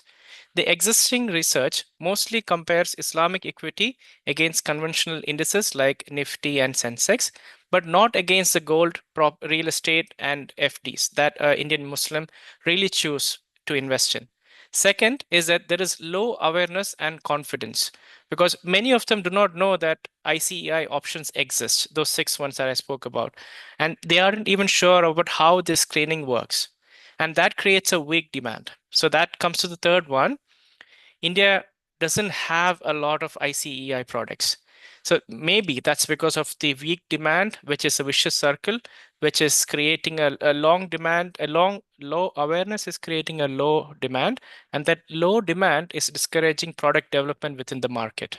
So these are the 3 problem statements I'm looking at it. So the research objectives are, there are 3 objectives. The first one is to compare ICEI returns against Nifty 500 and Nifty 50 and against the gold, real estate, and fixed deposits over a 5-year and 10-year horizons. The second research objective is to identify barriers to ICEI adoption among Indian Muslim investors with limited or no current equity investment activity. And the third research objective is to propose evidence-based recommendations to improve awareness, accessibility, and adoption of ICEI in the Indian financial sector. These map to 3 research questions. How does ICEI perform in terms of returns and volatility versus conventional benchmarks and traditional alternate investments? The second research question, what factors, knowledge gaps, trust issues, product availability, prevent Indian Muslim investors from using ICEI? And the last research question is, what steps can boost awareness and uptake of ICEI, and how has adoption been achieved in other countries like Malaysia, Indonesia, UK, etc.? So looking at the literature review, in overall, I've gone through 80 plus papers, regulatory documents, and industry reports. I focused on what actually makes a stock Islamic compliant. Islamic compliance companies are the ones that pass a 2-stage screen. The qualitative screen is the first one, which excludes prohibited activities like alcohol, gambling, tobacco, interest-based finance, and certain adult entertainments. Then comes the quantitative screen, which tests the financial structure, usually the debt and interest income that a company has. Most important is that there is no single global standard for the quantitative filtering. In India, NSE index uses TASIS, a company called TASIS, which uses a custom standard, and BSE, which is a Bombay Stock Exchange, uses another standard, which is derived from AAO-IFI standard, which was developed from Bahrain. The second literature review is to understand how does following Sharia principle, does it mean sacrificing the returns as compared to traditional investment like gold, real estate, or real estate or gold or fixed deposits? So in fact, many studies find screening, Islamic equities does not, they perform similar to the other indexes. In fact, they found that sometimes they were proven to be more resilient in 2008 crisis when many of the conventional banks hit hardest. Islamic compliant investments actually outperformed the other ones. And even during COVID era studies, they found that the diversification benefits amid extreme uncertainty helped the Islamic compliant investments. But for India, the evidence is thinner. Early work on Nifty Sharia index found returns were almost comparable to the conventional indexes. Newer ethical and Sharia index funds have been launched in the Q4 2025, but there is not sufficient studies that has been done in this regard. And the next one is a literature review on the investor adoption barriers. Even if there are competitive returns, why does adoption stay so low? So for this, I use the theory of planned behavior, which links attitude, social influence, and perceived control to understand whether people adopt to a new behavior. And the literature points to several barriers. Religiosity is a strong motivator for seeking Islamic compliant products. But motivation alone fails if the investor does not know that such an option exists, which makes awareness the second barrier. And practitioner studies in India actually repeatedly cite this as the biggest barrier. The third is trust. Do products genuinely follow Sharia compliance? Because there are multiple agencies using different approaches. And in India, a specific and a largely unexplored barrier is language. Most platforms operate mainly in English and Hindi, leaving multiple regional language investors at a disadvantage. This is the conceptual framework. On the left column, we see the performance analysis, which is to compare the Sharia compliant equities against conventional benchmarks like Nifty 50 and Nifty 500 over a 5-year and a 10-year period, and then extending it to real alternatives that the Indian Muslims use, which is gold, real estate, and fixed deposit. The second adoption pillar on the extreme right is the adoption analysis through theory of planned behavior, examining how religiosity, awareness, language accessibility, trust, social influences influence the perceived performance and the intention to invest in such products. So the literature was developed in two streams in isolation. One asks whether Islamic equity performs well, and the other asks why investors adopt or avoid it. So my research is to bring both of them together. And the research gaps that I found is there are 6 concrete research gaps. The gaps are the language has never been studied as an adoption barrier, and there is no 5 or 10-year comparison of Islamic equities against gold, fixed deposit, and real estate. And there is no theoretically grounded adoption study exist among non-equity Muslim investors. Performance and adoption of the research was developed in isolation. Indian studies are either purely quantitative or purely qualitative, and none ground their recommendations in dual empirical evidence. And this brings us to the research design. With the gaps identified, the next question was how to study both the financial reality and the human behavior behind adoption. So for this research, I'm using a pragmatic philosophy because the question determines the method. And because it has 2 dimensions, one method isn't enough. In the phase 1, I identify India's universe of Islamic compliant equity companies by applying both TASIS and AUFI screening principles to NSE listed firms. Phase 2 then evaluates how these investments have performed over a 5-year and 10-year periods, benchmarked not only against the conventional indexes, but also against the gold, real estate, and fixed deposit performance.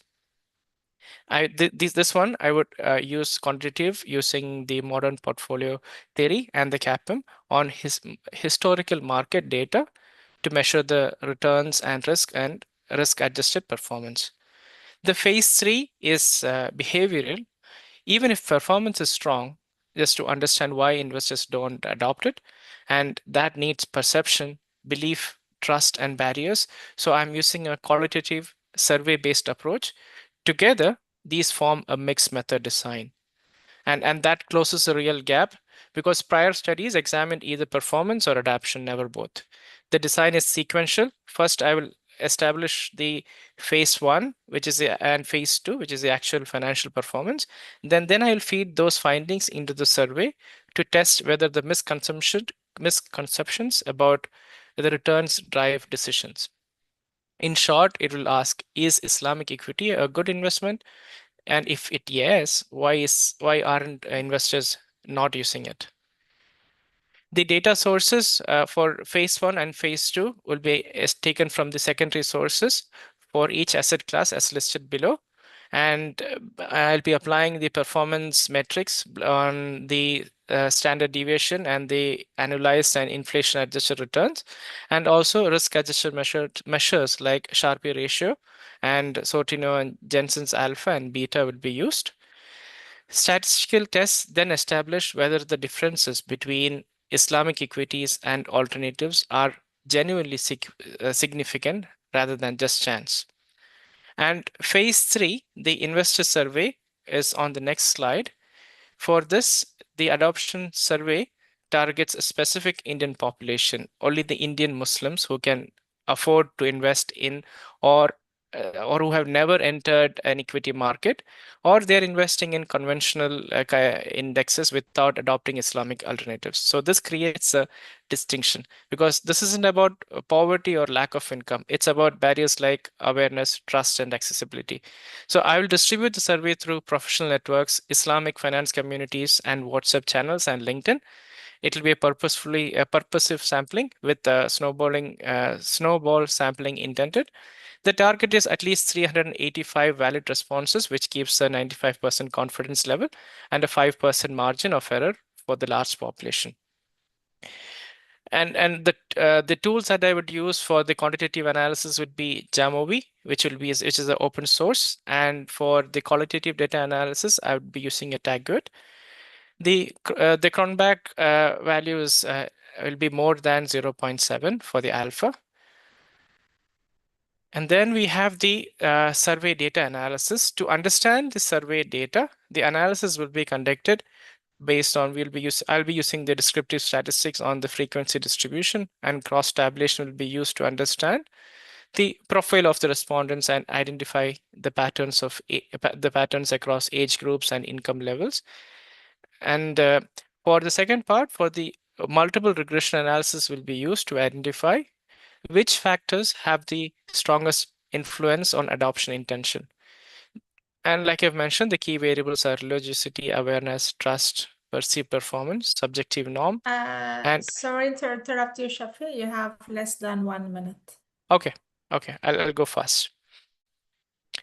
So yeah, and so I'll be using a gap score to understand what was the prior belief rating, and after they see the values of the performance, how the perception has changed. And then we would know whether it's just awareness or a focused financial training that is required to uplift the adoption intent. Regarding the validity, ethical consideration, and limitations, all the data comes from a regulated and audited sources like NSE and other recognized institutions like RBI.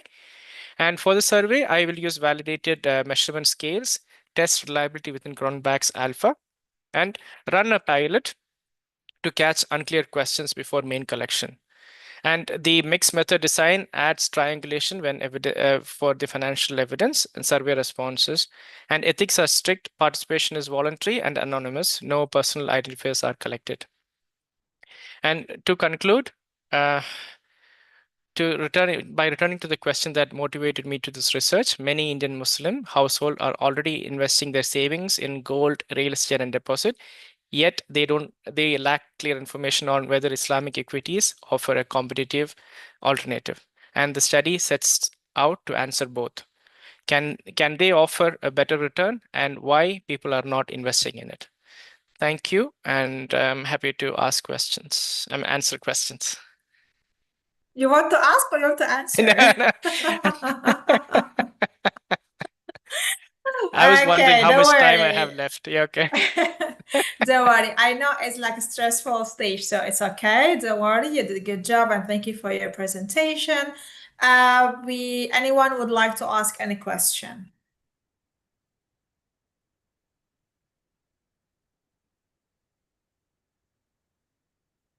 From the attendees, anyone would like to go with any question?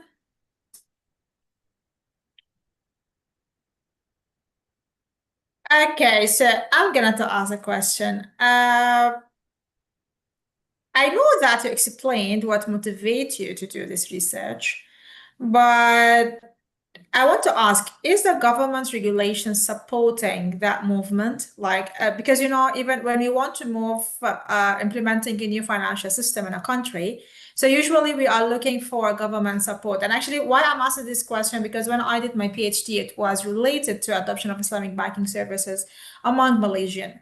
And given that all the government support and having all the required acts related to adopting Islamic banking services in the country, given that the percentage of Muslim are around like 63 plus in the country, still the adoption of the services was less than 23% among entire Malaysian, okay? Which means even those Muslim the Islamic banks were not able even to convince them to take the services. So my question here, in India, where you are implementing your research, is there any government support which will make doing this type of investment or whatever, it's like somehow supported by the government, so regulations pace is clear?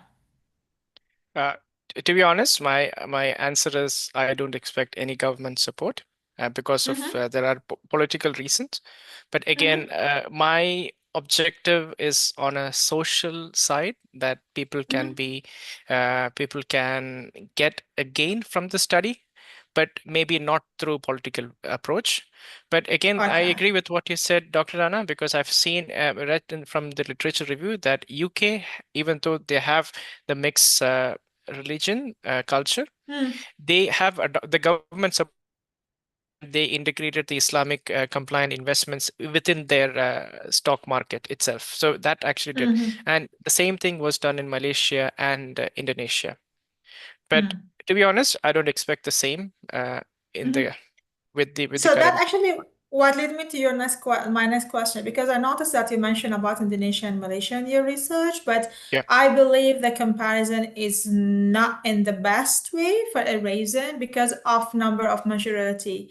You know, like because like Malaysia and Indonesia is presented to the globe, is presented as Islamic country, so it's expected to have that support, while India, when it's presented, is not represented like this. So you may try, when you are doing your research, to compare with another countries which is not represented as Islamic country. So this one will make your comparison more valid, I can say. Okay. Oh, thanks for that. So I had UK, so I'll bring that up as more relevant. So always make sure that when you are comparing between countries or cultures or whatever, make sure to compare it to something similar. Okay. So as I mentioned, like especially similar from the aspect of your own research. So your research aspect is related about Sharia compliance. So you cannot compare India with countries with Muslim majority. It doesn't work, and even is known as Islamic country, you know, based on the rules and regulation. So you need to make sure to compare it with another country which is not known as Sharia compliant country. Okay. Okay, and that will be for the recommendations, right? Like with the other countries where this is a minority, how they have adopted. I got your correct. point. Yeah. So this one will help you to discuss your point more stronger, you know, because once you compare it with Sharia majority country or a country which is known as Sharia compliant country, or based on the rules the Sharia country is Islamic country, so here you are out of the concept itself. So it's not gonna to work. It's gonna to be one of the point where the examiner gonna to have like a point to ask you why you are doing this comparison. Okay. And I have one more comment. Thank you. I have one more comment. Is I noticed that your RO and RQ are tally, but I noticed your hypothesis, you have 6 hypotheses, while you have only 3 questions and objectives, right? Yes. Yeah. I have broken it down into the awareness, religiosity, each of them. I'm testing each of them one by one. Let's say if your hypothesis number 6 is accepted, this one will lead to answering which question and achieving which objective.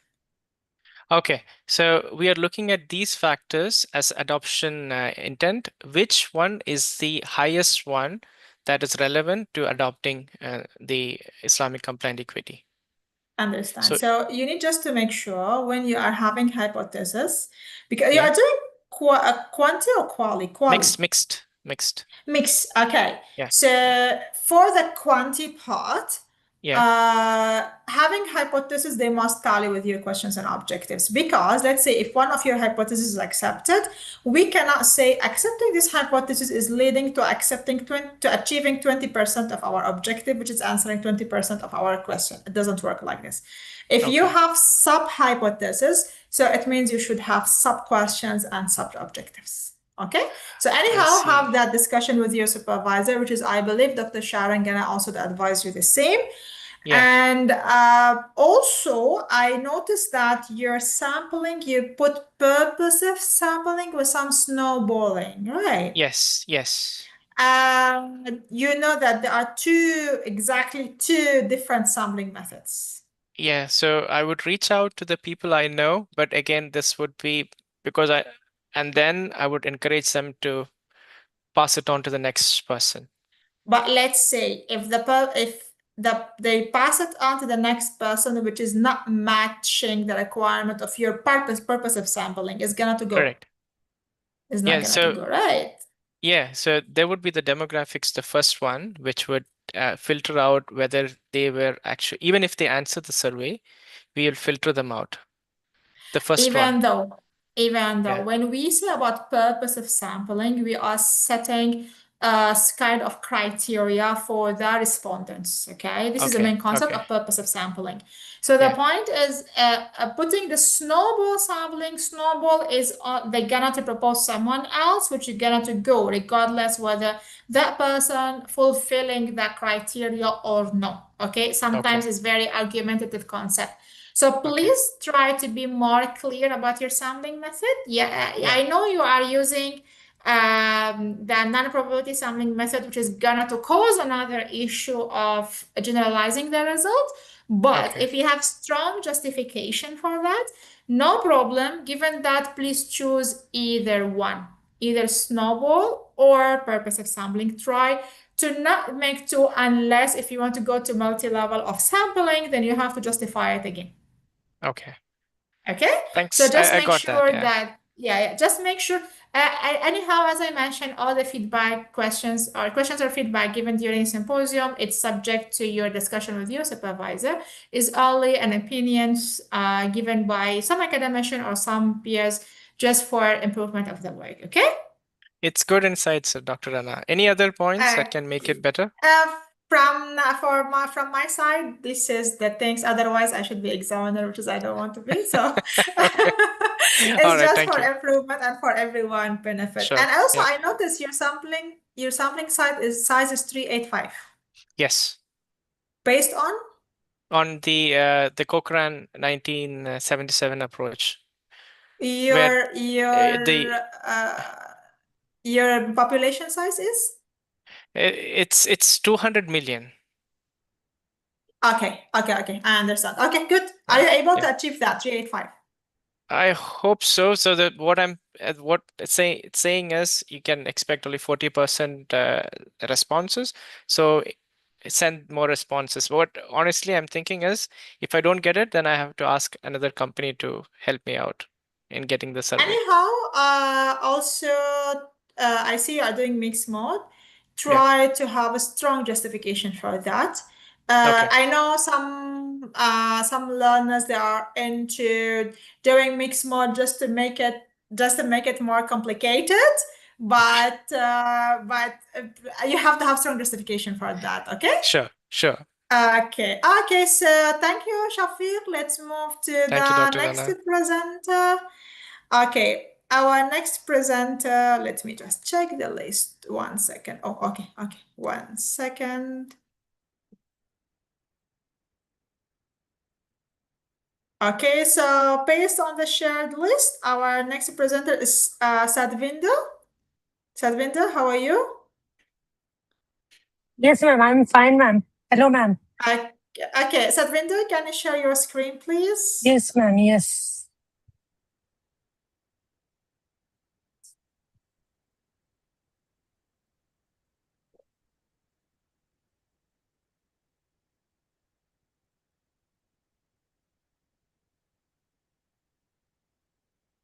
Please confirm, ma'am. Yes, I can see your screen. So Sadvinder, yeah, okay, just go back to the main screen. So dear all, we have now Sadvinder, which is under supervision of Dr. Sharon. He's preparing for his proposal defense. So Sadvinder topic is blockchain integration, efficiency, and assessing blockchain impact on financial transaction efficiency, I think, right? Efficiency. Yes, efficiency.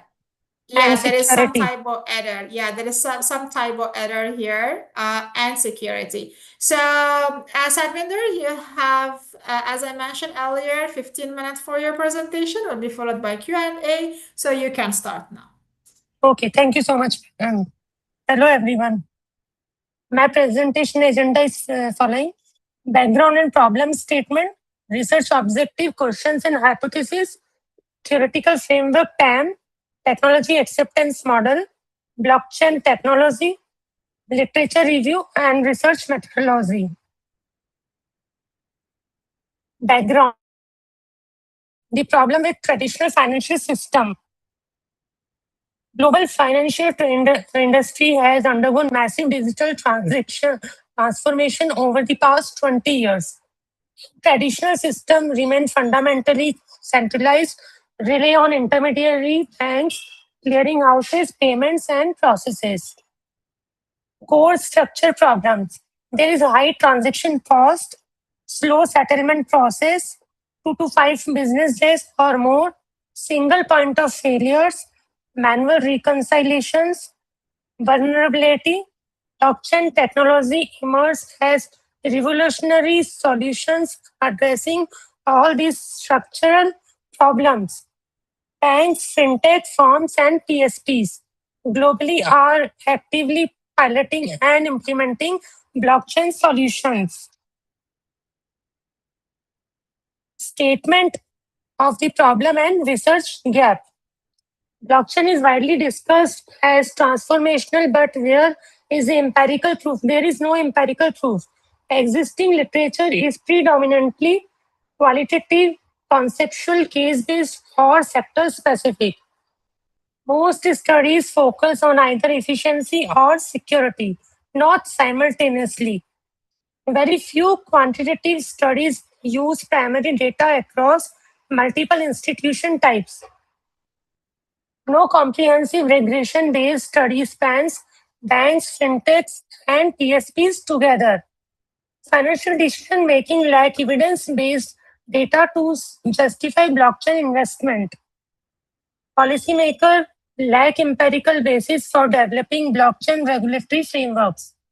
The specific gap of this study is simultaneously quantitative measurement of both transactions and transaction securities. Primary data from 200 professionals across banks, fintech companies, and PSPs. SPSS-based statistical analysis correlation plus multiple regression method used. Cross-institutional, cross-functional diverse response profile. These are the research questions, objectives, and hypotheses. Research question objective 1, descriptive. Scope of blockchain integration in financial institution. Research question 2. Does blockchain integration significantly influence transactional efficiency? RQ3. Does blockchain integration enhance transaction security and fraud prevention? RQ4. Significant relationship between blockchain integration and operational performance. RQ5. Major challenges and constraints in implementing blockchain. Hypothesis. Blockchain integration has a significant positive association with transactional efficiency. Blockchain integration has a significant positive association with transaction security and fraud prevention. Blockchain integration has a significant positive association with operational performance. Null hypothesis H0. Blockchain integration has no significant impact on transaction efficiency and transaction security. Alignment. These are the technology acceptance model theoretical framework based on TAM core principle Davis 1989. And how TAM is applied on these studies. First of all, TAM principle. Explain individuals and organization technology adoption behavior. There is two core concepts, that is PU and PEOU.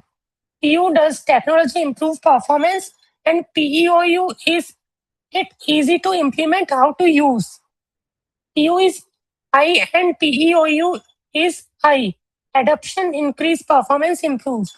Well validated across hundreds of technology adoption studies in 1989. Since 1989, extended by researchers to organizational and fintech context. TAM chosen over TOE-UTAUT because it most directly links technology features to performance outcomes. And how it applies to this study, TAM is used as conceptualness, not a full structural mediation model. Perceived usefulness extended to observable institutional outcomes. Efficiency gains, transaction speed, cost reduction, accuracy, settlement. Security gains, fraud prevention, data integrity, cyber security. TAM logically justifies why these performance outcomes were chosen as DVs. TAM considers not directly measured intentional design choice. TAM application is Kim and Shin Liu 21 and 29. Supplementary theories, diffusion of innovations, institutional theories. Blockchain technology core concepts. Core concept, distributed ledger technology, blockchain structure, cryptography hashing, consensus mechanism, smart contracts, cryptographic security, types of blockchain. A blockchain is a decentralized digital ledger that securely records transactions across peer-to-peer computer networks. Once data is entered, it is cryptographically logged into a blocks and chained to the previous one. This makes it virtually imposed to alter hack without network consciousness. And how it works in blocks, decentralization, and consciousness. Literature review.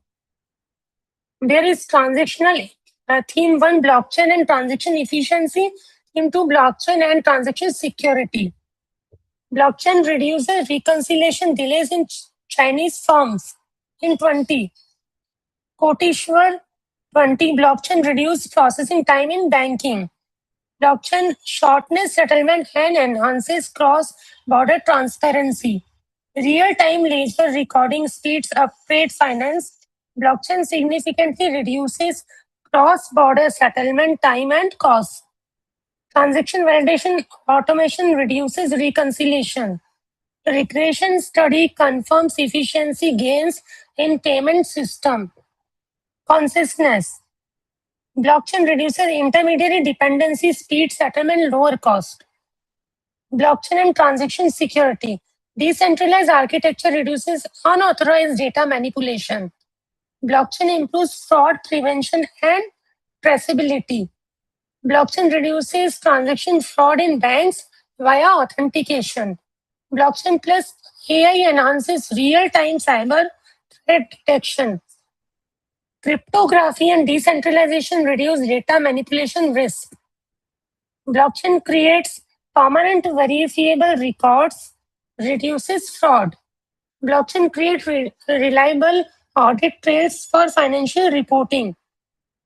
Cryptographic security and immutability protect financial data effectively. There is theme 3 and 4, blockchain and organizational performance, implementation challenges. Blockchain adoption improves partnership quality and coordination. Perceived usefulness and technological readiness drive adoption. Blockchain enhances accounting information quality and decision efficiency. Blockchain improves internal control and transparency. Management commitment is top driver of blockchain adopting in banking. Blockchain positively affect commercial bank performance. Key finding is that organizational readiness and management alignment are critical success factor. Governance and standardization limit scalability. Privacy and integration challenges in regulated settings. Regulatory ambiguity is a major adoption obstacle. Scalability, interoperability, and computability costs persist. High cost and lack of skill talent limit adoption. Regulatory inconsistent across jurisdiction creates uncertainty. Inoperability with legacy system is critical challenge. There is high cost resistance to challenge, regulatory uncertainty, integration complexity, skills scarcity. Literature synthesis and research gap. Literature provides strong theoretical and partial empirical support for blockchain benefits, but 4 gaps remain unaddressed in existing body of knowledge. Gap 1. No study simultaneously measured both efficiency and security in one primary dataset. Gap 2. Most studies are used qualitative case-based or single institution methodologies. Limited use of regression analysis on primary data across multiple institution types. No comparative analysis of efficiency versus security perception strength. How this study addresses each gap. Gap 1. 2 DVs measured simultaneously TE4, TS4 items. Qualitative designs, number 200 surveys, cross-institutional sample. SPSS correlation methods, multiple regression analysis on primary data. Mean score comparison reveals security perceived more strong than efficiency. Conceptual framework, blockchain integration, transactional efficiency, transaction security. In time, technology perceived as useful, organization performance improves. Research design, nature and approach. Research design. Quantitative plus descriptive plus explanatory, 3 complementary dimensions. They are used. Quantitative enables statistical hypothesis testing and generalizing. Descriptive maps current state of blockchain adoption RQ1 and RQ5. Explanatory examines the relationship between blockchain and performance outcomes. H1, hypothesis 1, hypothesis 2, and hypothesis 3. Cross-sectional designs data collected at a single point in time, appropriate for identifying current associations. Approach, retrospective practitioner-based assessment, experienced professional evaluate based on direct operational experience. Nature of study, empirical, based on real observation, measurable data, not assumption alone. Data collection structured online questionnaire distributed via LinkedIn and email to qualifying financial professionals. IBM's SPSS statistics analysis software is used. Frequency and percentage analysis, mean and standard deviation, reliability analysis, Cron-Batch alpha used, Pearson correlation analysis, multiple regression analysis. Population sampling and sample size. Population purpose of Yamni's formula. Population target professional in formal financial institution with blockchain exposures, institutional types, commercial banks, fintech companies, payment service provider PSPs, functional areas, technology management, IT, operational and transaction processing, risk management and audit, information system departments. Sadvinder, sorry to interrupt. You have less than 40 seconds. Okay, ma'am. Okay, ma'am. Sampling purpose, sampling techniques, judgment sampling by purposive. Blockchain is specialized. Eligibility criteria, minimum 2 years high blockchain implementation experience. Sample size and result satisfies regression minimum 3 constructs. There are variables of the study use complete framework. B1, B2, B3, and B4. Dependent variable 2, control variables. research instrument reliability and ethics, instrument designs and validations, ethical considerations.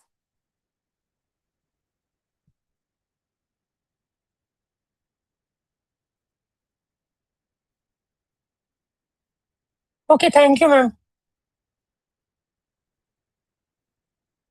Okay, thank you, Sadhvinda, for your presentation. Any questions?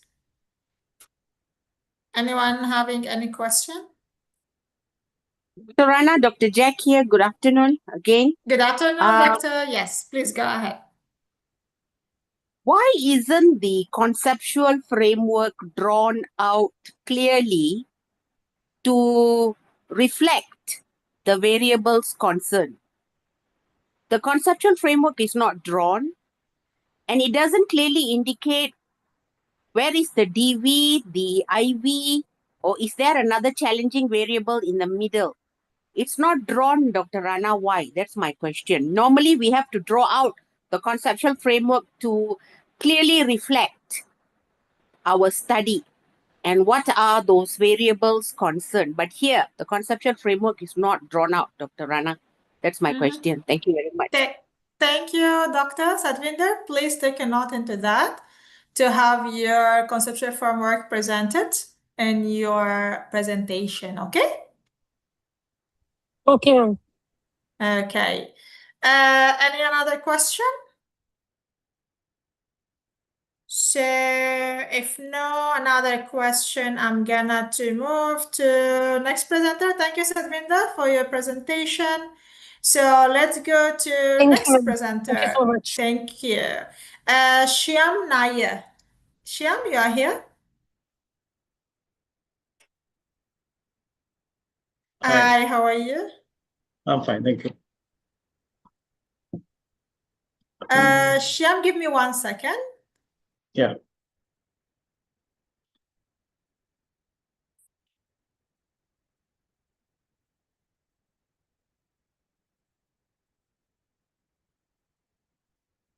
Okay, Shyam, can you please share your screen?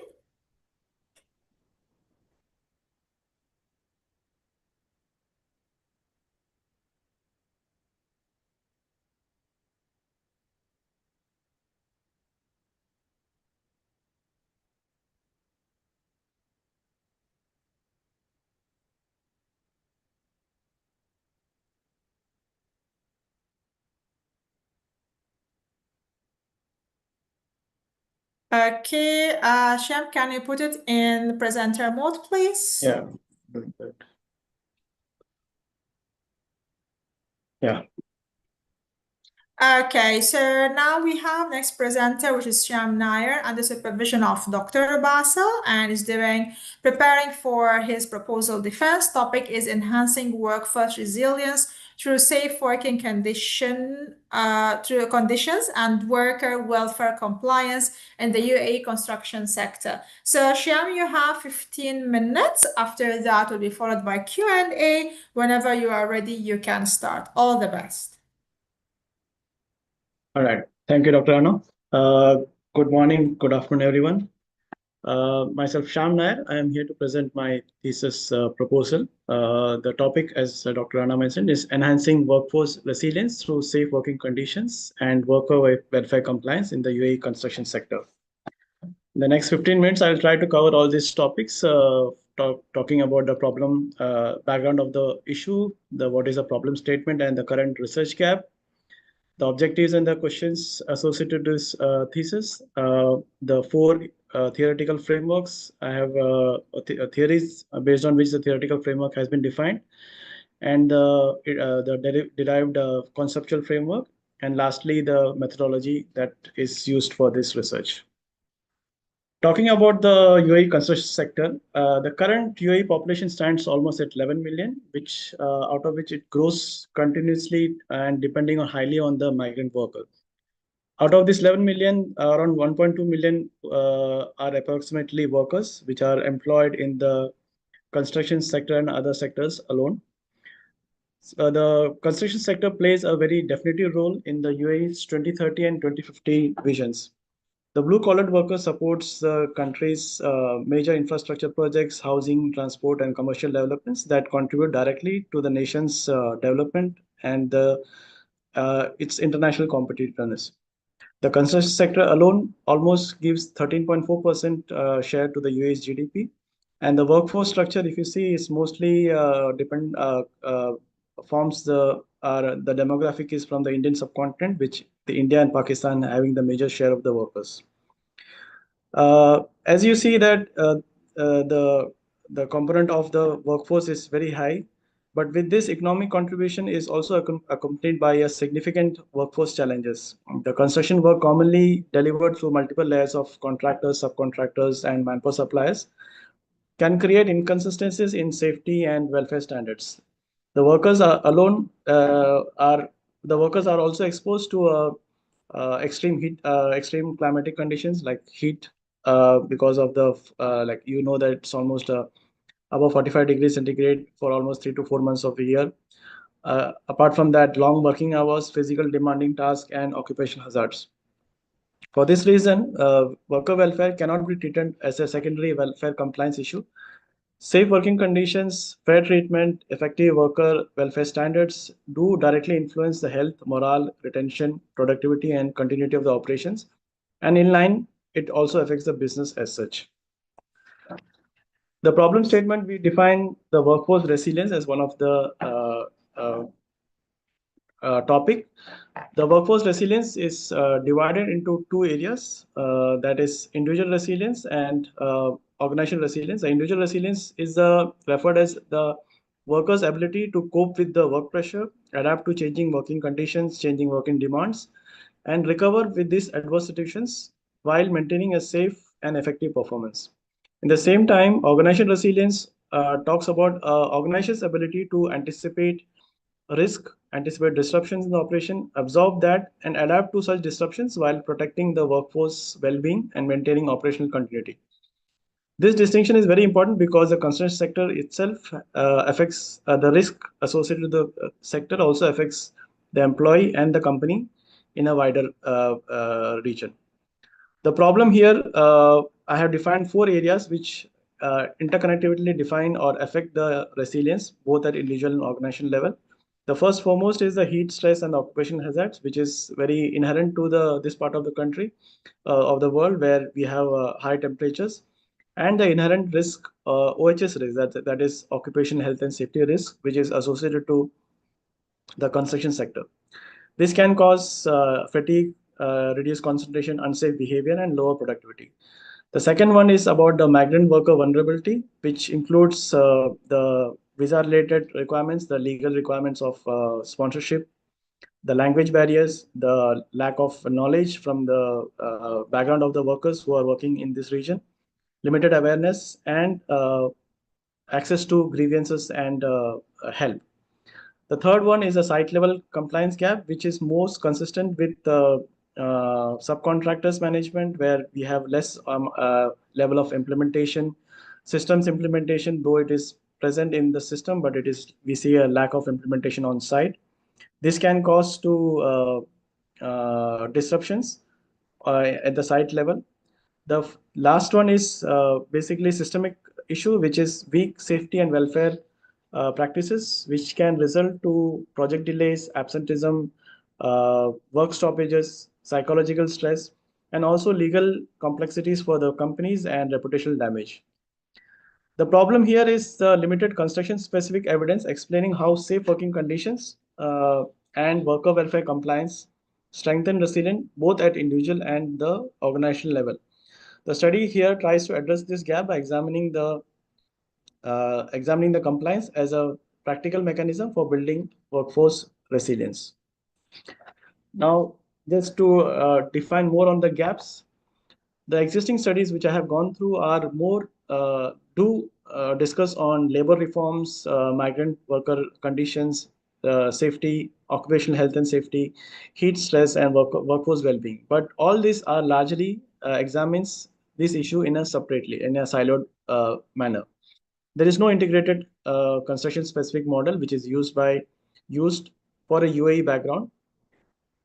The second limitation is also that such studies are being conducted market, which is totally different from the UAE market, both in terms of employment relationship and labor mobility. The UAE sponsorship model is also different. So there is a lot difference in the framework that is being used. In addition, the compliance also is treated as a legal requirement, not as a dynamic organizational capability. The role of workforce well-being is also underexplored in most of the studies. The study addresses this study. My study tries to address these gaps by examining well-being as a mediating variable or mechanism by developing an integrated empirical model which links safety and welfare practices to adaptability and other employee-related aspects. Here, talking about the research objectives and the research questions, there are 4 research objectives which talks about, the first one talks about the safe working conditions and its effects to the workforce compliance, that is both at individual and organizational level. The second one tries to examine the role of workforce compliance as a mediating mechanism to enforce or reinforce this relationship between safe working condition and the resilience. The third focuses on organizational and operational barriers that prevents effective implementation and including resource limitations, subcontracting complexities, and other related site level constraints. The fourth objective is tries to move away from the diagnosis to application by identifying evidence-based strategies which can help improve the compliance and strengthen the resilience model. The research questions are also directly aligned to these objectives. Rather than introducing a separate area of inquiry, they are designed to test and explore each objectives in a structured manner by covering relationship mechanisms and implementation challenges, and also including to look into practical solutions. Now, I have gone through various models, and the 4 models which I feel are more relevant to my studies are being discussed over here. The first one is a JDR model, which helps us to understand the working environment itself. In construction, the workers are exposed to high job demands, and here the job demands are basically the extreme fatigue, the reduced or the increased man hours, production deadlines, stress, long working hours, etc. These demands don't automatically lead to poor outcomes, but the problem arises when the job resources are diminished. Here, the job resources, as per the theory, are safety provisions, PPE, like for example, PPE trainings, proper supervisions, welfare facilities that are provided. The next one is the COR, that is conservation of resource theory. This is going one step deeper, which clarifies or segregates the job resources into 4 areas, that is physical, social, psychological, and material. The next 2 are the organizational resilience and the institutional theory. This theory tries to explain how organizations withstand disruption and how they adopt safety and worker welfare practices. The OR theory focuses on ability to anticipate the risks and absorb shock and adapt systems to recover while maintaining operational continuity. In construction, safety systems and competent workforce competent supervision is very important, and it is not a merely compliance level activity. The institutional theory, on the other hand, tries to explain why organizations do adopt the practices, which are defined into 3 areas, that is regulative, normative, and cultural cognitive. Regulatory requirements are basically the laws of land. Normative is industry best practices like ILO standards, the ESG standards, and all those things. And the cultural cognitive pillar talks about the cultural requirements, basically also from the wider societal requirements, also investors, media, supply chain requirements. All those are coming under the cultural cognitive things. So these 4 standards, these 4 theories talk to the requirements of my objectives and questions, and also defines how they affect the individual and the organizational resilience. Now, based on these theories, I have developed the conceptual framework where there are the independent variables are defined. The 6 constructs are there: the safe working condition, employee morale, worker welfare, compliance as the independent variables, and individual resilience and organizational resilience as a dependent variable. The first 6 hypotheses examines whether the 3 main independent variables, SWC, the employee morale, and the worker welfare compliance, positively influence the individual and the organization resilience. The final hypothesis tries to introduce the workforce well-being as a mediating variable. This means the study will not only try to check whether the 3 independent variables directly affect, but also whether they do by improving or have a mediating effect on workers' physical, psychological, and social well-being. Therefore, my hypothesis tries to move away from a broad assumption to a more measurable type of relationship which can be empirically tested through a proposed quantitative and qualitative analysis. My research methodology is defined over here. It is designed to capture both the measurable relationship and also the practical realities behind them. This theory is grounded in pragmatism, which I feel is more relevant to my type of study, where a single method will not do a good. It will not be purposeful for my study. The quantity evidence is needed to test the proposed relationship between the parameters, while the qualitative evidence is required to provide how this relationship can be experienced in real construction settings. The study adopts a post-positivist position, combining both objective measurements with interpretations.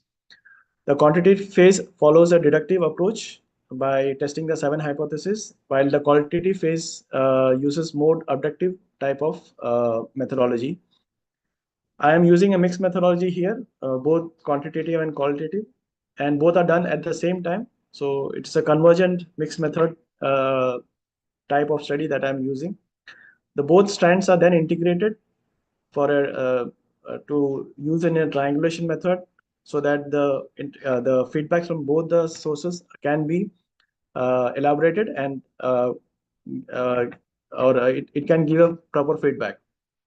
Now, this is very mixed method. What I feel is more relevant to this type of study is because the UAE construction combines both measurable organizational patterns with more complex human experiences shaped by migrant worker, the demography involved, the employer-linked sponsorship systems, subcontracting, and also the cultural diversity that is seen over here. The quantitative analysis tests the relationship, while the qualitative aspect provides a mechanism that provides, it gives a feedback on the mechanisms and also the real life realities that is more prevalent on the field or on the project side. My data collection phase will be involving surveys, online surveys, which will be defined on a 5-point Likert scale. It will be sent online through different stratas of project team, starting from managers to the low-level workers.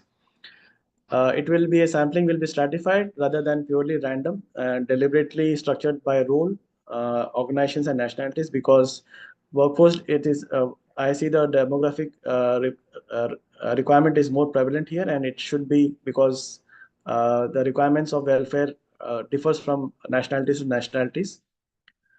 My target population for the survey is 384 with 5% margin of error.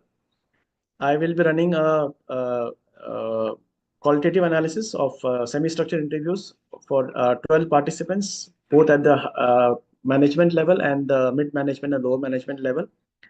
Before going live, I will be doing a pilot study with almost 30 representatives, and once the reliability is achieved, I will be going for a full-fledged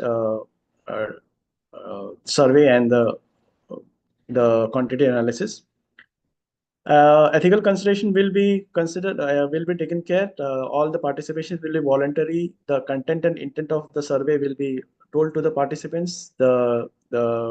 It will be I will also try to do a multilingual surveys for workers, because they come from different nationalities and literacy may be an issue. And that being said, the last one is what is my expected contribution by this study. I define it at 3 levels: academic, practical, and policy level. From academic perspective, I feel that the study will move beyond examining safety, welfare, and resilience as separate subjects and integrate into one framework. It also will try to talk about a non-Western labor market. For the managerial aspect, the value is not limited to meeting legal requirements. It will also help providing a stronger safety and welfare systems that can contribute to workforce stability. Apart from giving feedback merely to the HSC department, it will also help project leaders, senior management to take strategic decisions both on resources and policies. At a policy level, for the regulatory part, I feel it can help the study can help the regulators to identify more implementation gaps between a formal requirement and actual site practice. It may also support targeted enforcement for a stronger subcontractor management and accountability, and also aligning with the international labor laws, ESG expectations that is now becoming a norm within the UAE industries. Overall, I feel the study will position worker welfare as a social responsibility and as a strategic driver to the organizational resilience. Apart from that, this is few of my references that I've used in the study. And with that, I would conclude my presentation. Thank you for your time. Okay, very well done, Sham Nair, for your presentation. Thank you for that.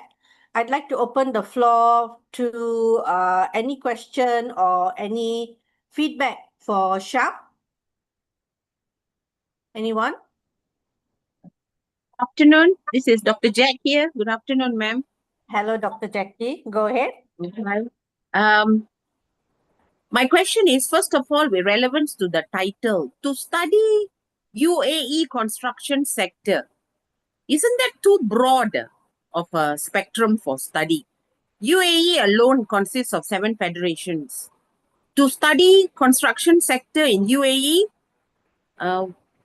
isn't it too broad? First, why UAE? Why can't we define the scope, narrow it down to a particular federation or city or province and study construction site there?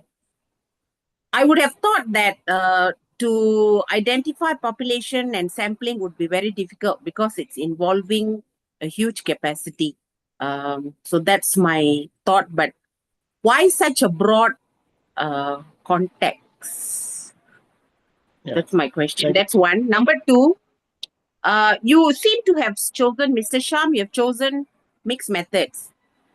But when I heard you mentioning your research questions, the research questions seem to be limited to a qualitative study. But what about the questions and the objectives for the quantitative study? You ought to have 2 sets. But why you don't have a set of research questions or objectives for quantitative study?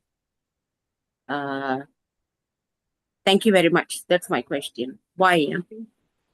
Thank you, Thank you, ma'am. Jackie. Yes. Yes. Go ahead, Sham.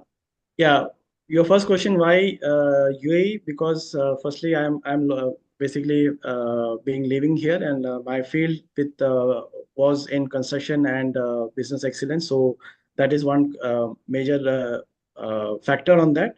And as you said, UAE itself is it's a big country. Like there are 7 emirates, but mostly out of the 7 emirates, it will be mostly in Abu Dhabi, Sharjah, and Dubai, which will be concentrated because the other 4 are there is a very less of construction activities going on. But nevertheless, I will not be taking them out. So that's why I feel that the number of 384 that I have projected, out of that, maybe 350 plus will be a valid number that I can achieve, maybe more than that. So I will try to cover all the emirates in that possible way. Initially, I had planned to. I am currently working in Saudi, but initially my plan was to also cover Saudi, but then it was then restricted to UAE, and also it will be only the construction part and mostly to the active construction sites where the workers are there. So that is my intent. Secondly, regarding the questions, I believe when we're talking about the quantity phase, the Q1, Q2, and Q3, which talks about mostly with the direct independent variable to the dependent variable, those relationship is governed by the quantitative phase, where I will be trying to find out an empirical relationship between those factors. And what comes out of the qualitative phase will be basically a set of affirmations that I would, in case of any, I would say, outliers that come out, my qualitative phase feedbacks from this interviews will try to provide me some sort of affirmations and thematic themes that I would develop. That, as I mentioned in my slide also, that would help me to triangulate the confirmation, like triangulate the outputs. So that's why, and I will relook into your point whether if something else will be needed to for in the quantitative phase, that or the questions you said should be added for the quantitative phase. I'll look into that also. Thank you very much. Okay, thank you. Is there anything else you want to share, Dr. Jackie? Yes, ma'am, thank you so much. Why in the conceptual framework, he has a mediator? Why you have two dependent variables? As it is, having one DV is complex enough, so complicated. Why have two DVs? I notice he has two DVs. And then secondly, where is the hypothesis that should link the mediator to the DV? You mean to say the relationships are not going to be tested? How can it mediate both ways? You know, when we are testing relationships, it ought to be secure and directed to that particular variable. But here, nothing is mentioned between the mediator to the DV. So, is there a study on this? Is this relationship going to be tested, or is it going to be left redundant, or how is this relationship narrated? I'm rather quizzed. Thank you so much. Yeah, ma'am. The factors like initial independent variables will be directly tested with respect to the DBs. Why individual and organization? Because they are two different aspects in the study, and the theories also. If you see that the job demand theory and the institutional theory, they are different on the different aspects. The like the JDR and the COR talks about individual resilience, and the next two talks more on the organizational resilience about the companies as such. So that's why I had taken two variables. About the workforce, the mediator as I had taken H7 as the final hypothesis, which talks about all three variables as such, and also the its dependency, or sorry, its implication on the DBs separately. So that's why I'm using PLS SEM modeling for to find out how it might be a partial or a full dependency also, but that would come only once I do that is the intent of doing the pilot study. So once I do that, I will be able to find out how or maybe after post that I'll have to do some tweaks on that and find out what is the best way to go through. Okay, thank you, Sham. Is there anyone else who would like to give a feedback? Dr. Jayanti, this is Madhulika. May I have a question? Yes, certainly. Go ahead. Thank you, Shyam, for a very clearly and nicely made presentation. And you laid out quite succinctly how you are going to undertake this study. My question is regarding your sample selection. You said that your sample of 300 plus people will be a stratified random sample. Now, what are the I have two questions. What are the strata that you have identified? So what is the basis of stratification? And how would the final respondent be actually selected? That means what is the process of randomization you have applied? When you're saying random sample, you would have to do some randomization to ensure that the selection is completely random. So how would you do that? Basically, I'll be looking at three levels, the top management, middle management, and the workforce. But also, as I said, for the workforce, I'll be more specific in this case, where it will be for the workforce category, what is first level, first stratification is the level of the employee. Second one will be the demographic. The demographic will be more involved. 1 second. Since your study is about workforce per se, do you think top management would be part of the workforce sample that you're talking about? Because somewhat. if you look at the questions, there isn't too many this thing that we're talking about workforce resilience, and therefore we're talking about the workers per se. So, which is why I wanted to ask you, what were the when one looks at the word stratified random sample, we believe that the sample of workers that is drawn will be stratified on some basis. So, right now you're saying that on the organizational level you're stratifying.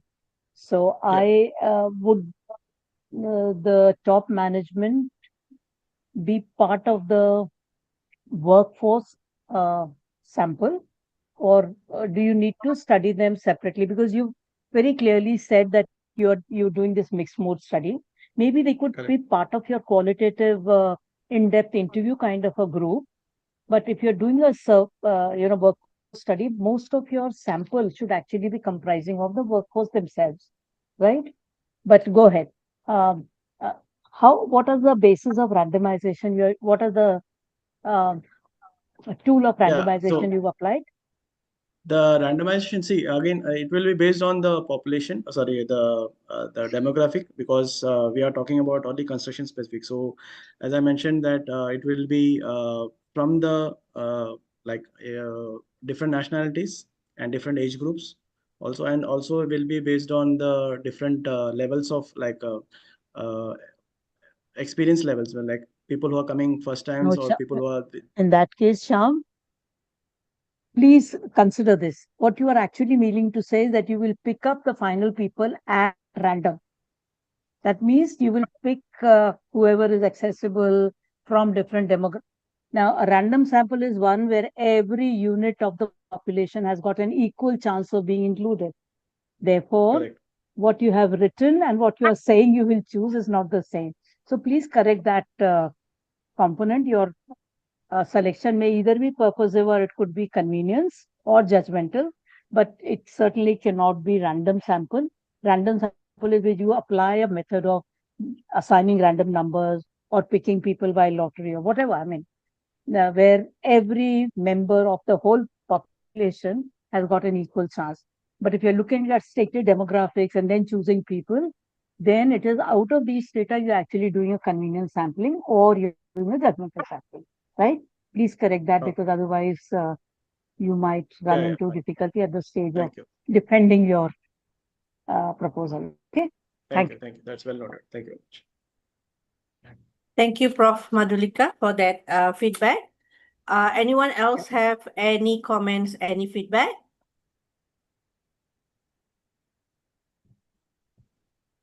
Okay, no one.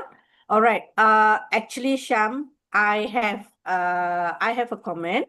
Okay, so, based on the same slide just now you showed.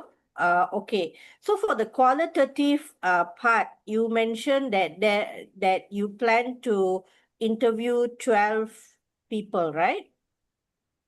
Yeah. So six management and 6 operation. So can I clarify whether you gave the detail of how you selected those, how you plan to select those 12 people in your paper? Because it is. Did you put in criteria to select No, the I have. 6 management? No, I haven't put a criteria, to be frank, because there's no criteria developed for how to select that. So again, it will be for my intent is that because we are talking about strategies and also that's why the qualitative part will integrate or will look into top management, and also the operation level staff will be involved in the qualitative also, so that whatever comes out of the quantitative phase, like we are talking about grievances, we are talking about welfare practices and all.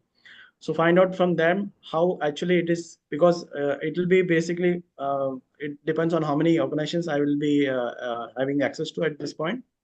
So from each organization, maybe 1 or 2 people each from the top management and the organization level would be part of the study. Okay, thank you for responding. would you please just go through this section that I highlighted with your supervisor just to get some clarity? And Sure. also, the second question that I wanted to just clarify with you is, I might have missed during the presentation. Did you share about the how you're going to do your data analysis? What's the plan for your data analysis? You mean the timeline? Not timeline, data and the software tool. Did you So share that? I have not mentioned specifically. It will be SPSS, so I can include that. Okay. So, Sham, for this वो defense, दो ही बचे you must share this part. I don't know whether you have written it in your paper, but Yeah, it for is your there. proposal defense, please ensure that maybe you add on another slide to explain the software tool that you plan to use to analyze your data. Doesn't matter at the date at that time. If in case you change the software tool, that's okay. But at least during the research proposal, you must indicate this. Okay. So yeah, that's all from me. And I must comment, Sham, very good the way you explain all those queries and comments. So to the rest, this is a good example that basically this session is more of defending. That means basically it's just answering questions from your future examiner at your proposal defense in your case. Okay, so I wish you best, Sham, and Thank you very much. thank you for your presentation. Next on the list is Sandeep Holi. Okay. Good afternoon. Can I start, Doc? Yes. Please share your screen first. Sure.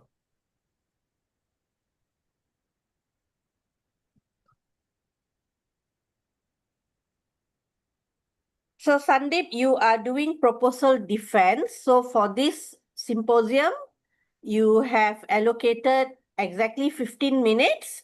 So Sure. you can start anytime you are ready. All the best. Sure. Thank you. And is my slide visible? Yes, it is. Please Thank proceed. you. So good afternoon, everybody. And as you can see that the subject of my research proposal is psychological capital and brand authenticity, exploring the synergy between two.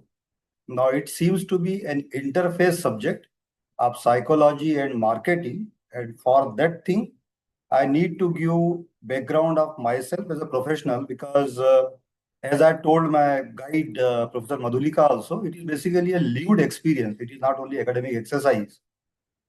So I started my career as a civil engineer. I used cement. Within some time, I started influencing selection of cement. Then I joined Larsen and Toubro for influencing the influencers like architect or structural engineers. And then I eventually moved to sales and marketing for earlier key accounts or project marketing. And then I came to retail. And then last few years, I am heading a joint venture company, isolated company, standalone company in Sri Lanka of Ultratech Cement, which is Aditya Birla Group company. So this is my professional background. And regarding psychology, even that is very important. When I started my career almost 30 years ago, maybe more than 3.5 decades ago, roughly. So I was not very sure that without the so-called traits of shrewdness, or I will say street smartness, how somebody can survive in a professional life. That was actually a concern as a young, quite young person. But over a period of time, what I observed, going through entire gamut of this industry in cement and construction, right from contractor, consultant, and now business tycoons and leaders, owners, and CEOs. What I found that positivity of a professional, let us leave salesperson apart for a moment. Any professional, if somebody is positive, it helps developing customers' trust. So in a long run, basically customer or any stakeholder of a company they will develop a good impression about you or good trust on you only if you are positive. I'm not saying only, but yes, positivity will be the main factor. So what I thought that let me go for a study. We should be talking about sales professional, his psychological development. As we know that psychological capital is basically one of the things, EQ, IQ, SQ, and those things are going on from Western to Eastern part of the world. So self-development, growth mindset, that is one part, internal development of sales professional.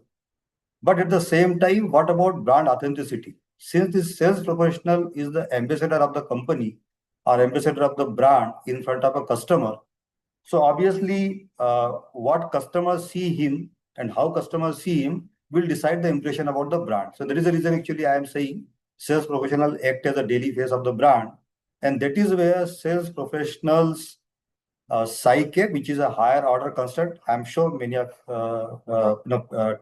audience here, they know hope, efficacy, resilience, optimism. If somebody is confident, somebody is hopeful, somebody is resilient, very optimistic.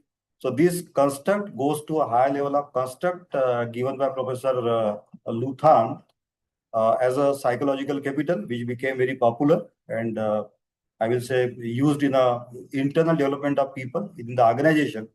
But it was never connected with external. Pardon my language. I did not find enough evidence from my side. It could have been connected also, I don't know.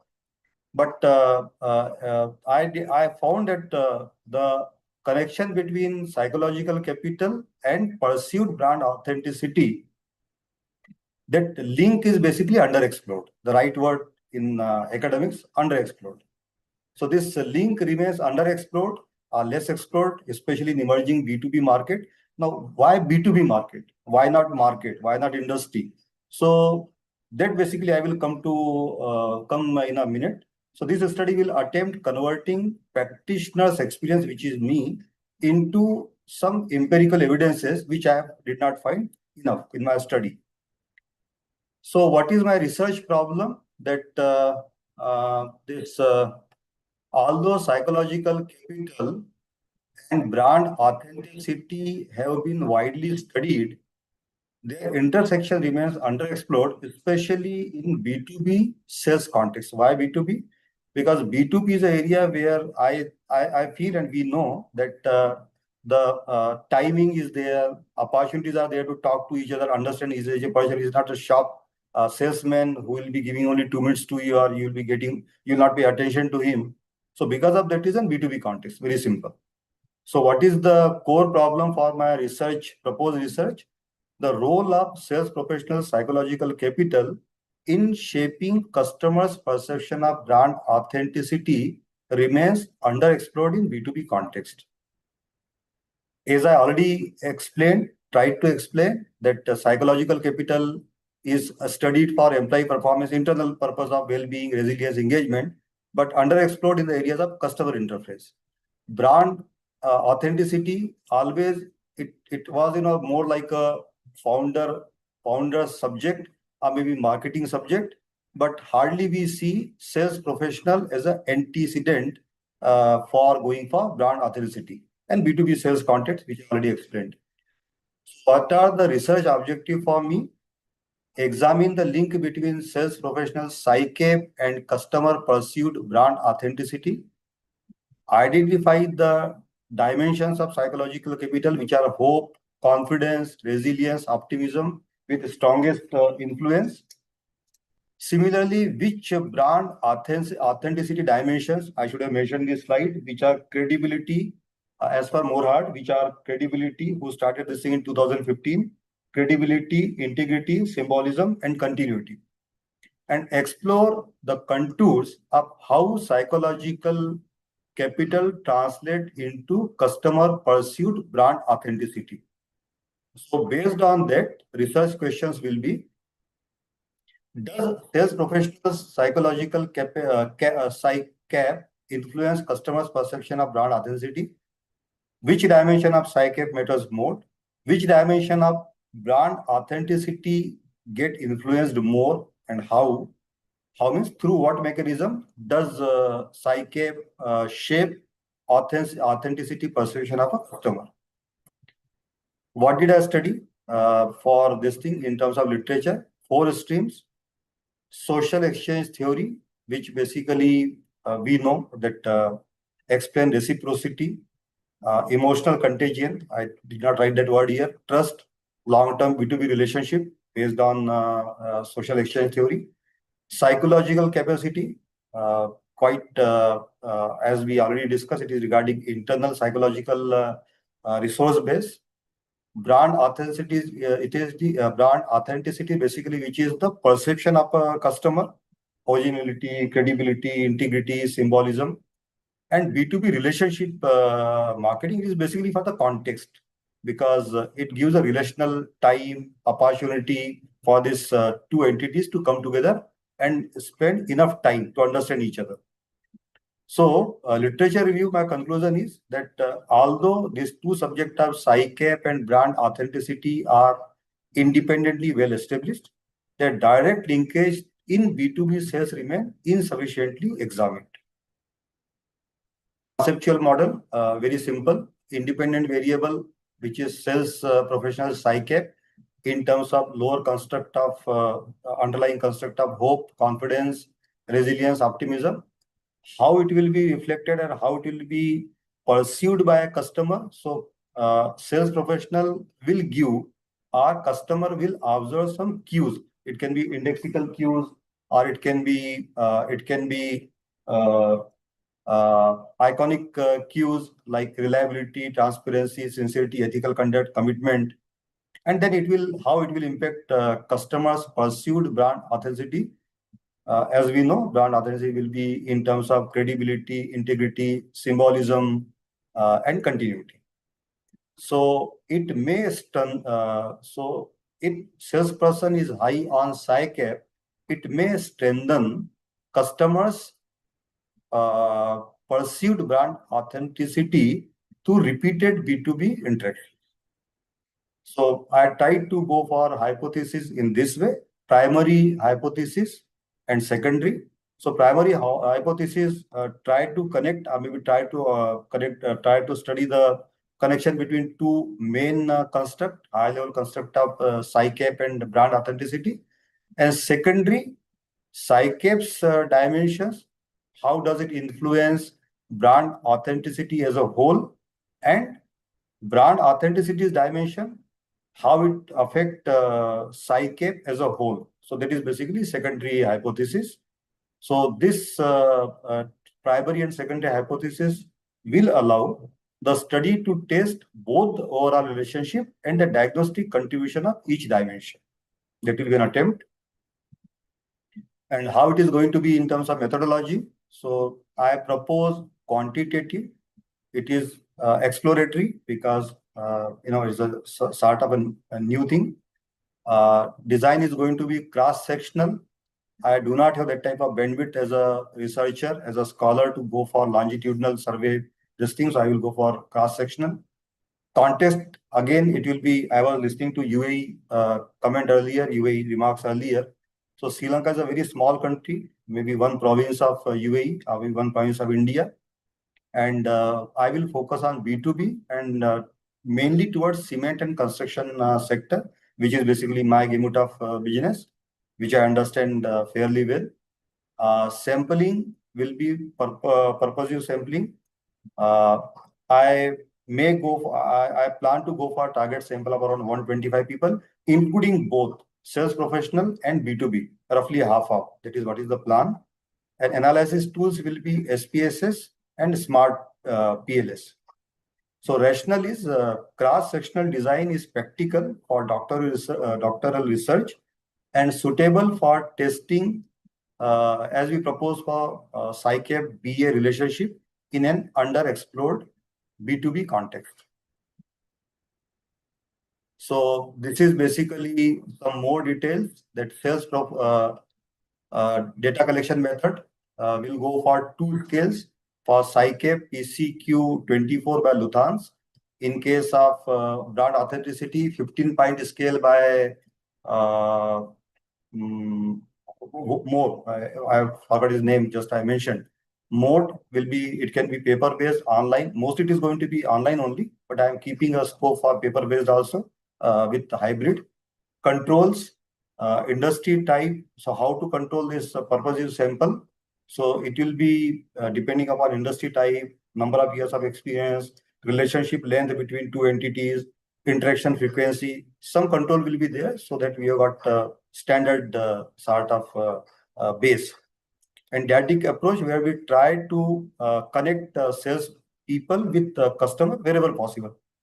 Sometimes people leave, sometimes people are not in contact, and Sri Lanka is a small country, people migrate, but still we'll try to match two entities. So bottom line will be data will be collected from both sides of B2B relationship to improve measurement, realism, and reduce single source.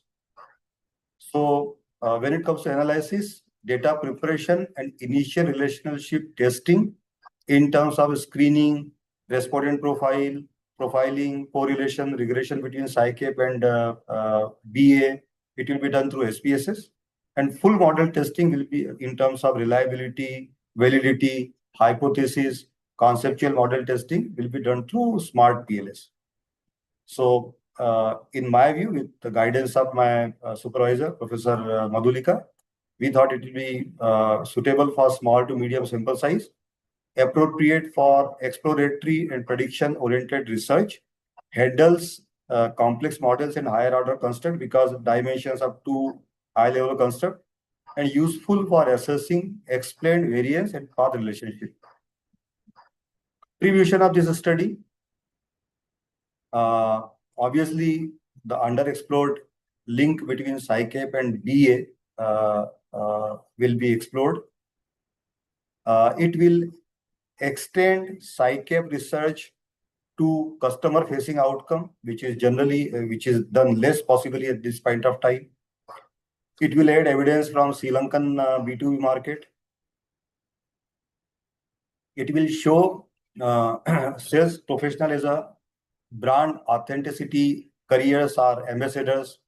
It will highlight customer observed cues in terms of reliability, transparency, sincerity, and commitment. And it will also support future learning and development for salespeople and integrated B2B brand building. I think we are understanding nowadays it should be a holistic approach in place of silo-based approach. So this brand building strategy will include people also as part of sales and marketing, or maybe founders' vision for authentic brand and offering. So this study highlights how developing Salesforce SciCap can support customer trust, brand authenticity, and long-term B2B success for any brand or for any organization. What could be the limitation? Cross-section design, I think, cannot establish causality at a point of time. Purposive sampling, it limits generalizability. Small market, so sample size is obviously going to be, Sri Lanka's population is only 21 million, and construction industry is hardly $6 to $8 billion. Industry focus will be sector specific to only one part, $6 to $8 billion up, which is hardly 7-8% of Sri Lankan GDP. Self-report measure, so response bias can be there. I will talk good about me, others will talk good about them, but other people we don't know. But that is basically part of this subject. Response bias can be there. Future is, research direction could be that it can extend to longitudinal studies to assess causal effect over a period of time. It can test SciCap intervention and track changes in customer perceptions. We can compare finding across different B2B sectors. It can be extended to other B2B market. I should have not written Asian here. Asian is basically collectivistic society. Western society, how it will be, we need to study. So possibly in different cultures, within India also, within Malaysia, Indonesia also, things will be different that we need to see. And use qualitative interview to explore how customer interpret authenticity cue. Those will be the future research direction. So I would like to close my presentation with final thoughts. Authentic brands are built not only through products, strategy or communication, but also through people who represent them. We know it, but it's only a question of having empirical evidences. And by developing hope, efficacy, resilience, and optimism in sales professionals organization can strengthen customer trust, brand authenticity, and obviously because of that is a business benefit in terms of B2B relationship. So with this, I will close. Thank you very much. Okay, thank you very much, Sandeep. Although you've exceeded additional 3 minutes, so take note of your timing for your research proposal stage. Now, before I open the floor to anyone for question, I actually have one question. Just want to understand, how did you derive your target sample of 125 respondents? How did you come up with that figure? So we thought about it. Basically, I calculated what should be the universe of the B2B professionals. So say, for example, Sri Lanka is a small country, as I said, $100 billion GDP, $6 to $8 billion construction industry. In that, only 500 million, $500 million of cement industry. So when I checked the people involved in cement industry, it is hardly 20 people in B2B. Then I took some idea of paint industry, tiles, and whatever things. So whatever. I don't think we will have more than 200 to 300 B2B professionals to the best of my knowledge and ability. That is what I feel. From that 200 to 300, if you are getting 50 to 60 for sales professional, I think that will be a good size. That is one. Second thing, whatever method we are going, from that point of view also we check theoretically, and it is saying that minimum it should be having, when the paths are there, 10 times of that thing. So we should have minimum 40, I don't remember the name of the method, but 10 times of that. So basically 4 multiplied by 10, 40. So 40 plus 40, minimum 80. So from that point of view, thought that possibly 50, 60 people from sales, same number from other side of customer, that will be our size of 125. Okay, thank you for sharing that. But I just want to give a comment that for the research, academic research methodology, in order for you to identify a target number, especially in quantitative, there is some method to do the calculation. So if you could just discuss with your supervisor, sure, and come up with that. I'm not sure how you have written your paper, but just to highlight this so that you are well prepared for your proposal defense. Okay. So with that, let me open the floor to anyone else who would like to add on to any comments or any question to Sandeep. Yes, this is Dr. Pirich. Yes, Dr. Hello Pirich. to everybody. Hello, Dr. Sandeep, Pirich. thank you so much for your presentation. I see this topic very interesting, relevant, and address important area of intersection of psychology and branding. I had a similar psychology research on a different topic, and I know how difficult this is to obtain, to analyze, and everything. But however, I would just make a comment and recommendation and encourage for further refinement of your title to improve academic precision and research focus. The current title, which is Psychological Capital and Brand Authenticity and Exploring the Synergy, is, to me, is somewhat, if I would be examiner, that will be the first thing, of course, that's your first slide, of course, is somewhat broad and does not clearly indicate the nature of your relationship being investigated, what you investigating. The term synergy to me is particularly vague from research perspective and does not specify whether the study aims to examine influence, association, mediation, any other factors like moderation.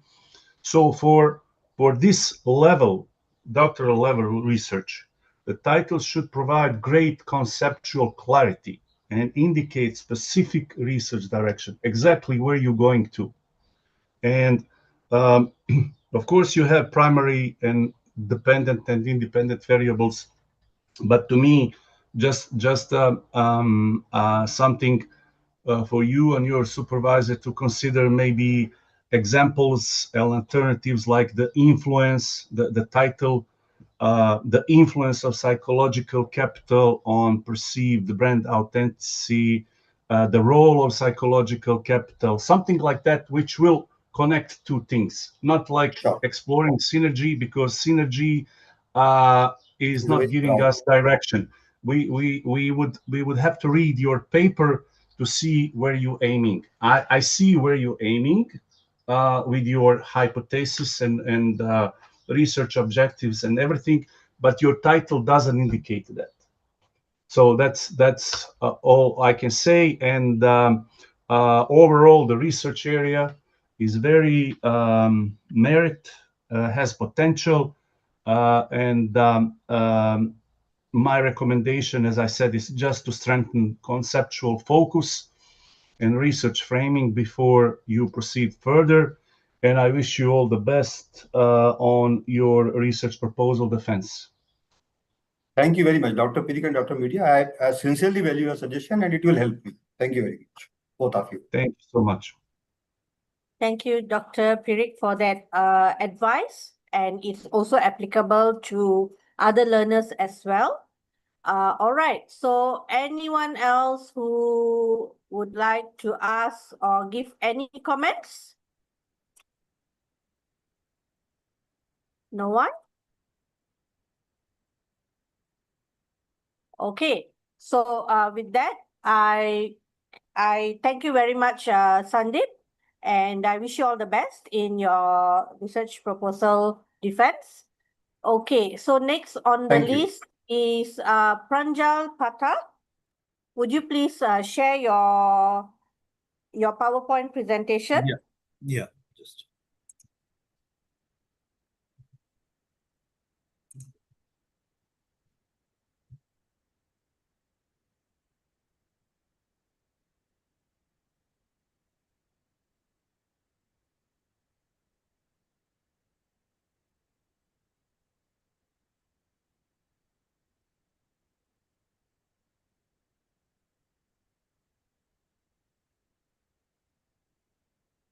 Can you able to see the presentation?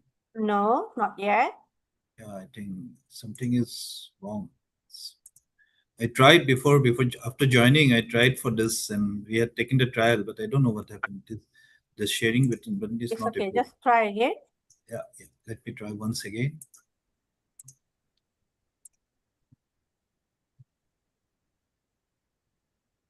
So let me do one thing. I will rejoin. If you permit me, then it will be, I think that I will rejoin, then it may work. Okay. All right. Yeah.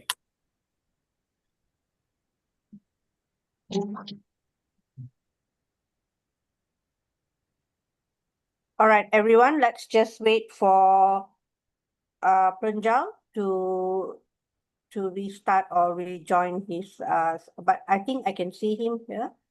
If he's not, Yeah, he's still there. yeah. Yes, Prof. Huh? Madhurika? No, I said we can still see Pranjal. He hasn't logged out. Yes, he hasn't left out. That's why I saw him. I'm not sure.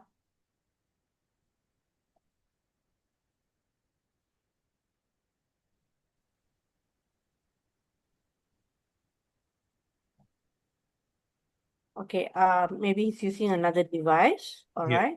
Yeah, just try and see. Yeah, no problem. Just try and see. Yeah. Okay. Just change the background also, because that is also required.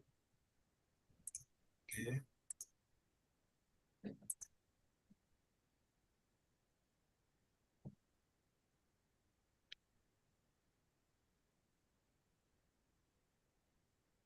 Okay, at least we can see your screen. Then maybe you can open your PowerPoint.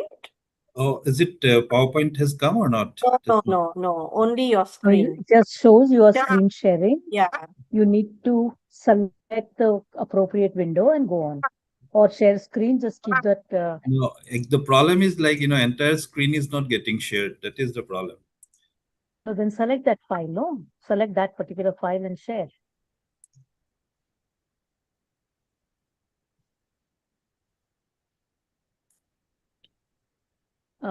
You have a you'll get these options: Chrome tab, Windows, entire screen. So put that file on a particular, open that file in a window and then select that window and show. Okay. Pranjal, I'm in the same organization. If you can just share with me your file, I can share from my side. Okay, it is coming? Oh, it's there. Yeah. It's Okay, visible yeah. now. Good. Yeah. Now it's visible. Can you put it in PPT? Okay. Now Put it in the Prana- presentation mode, please. So Yeah. I think already I have put in the presentation mode. Is Yes, it?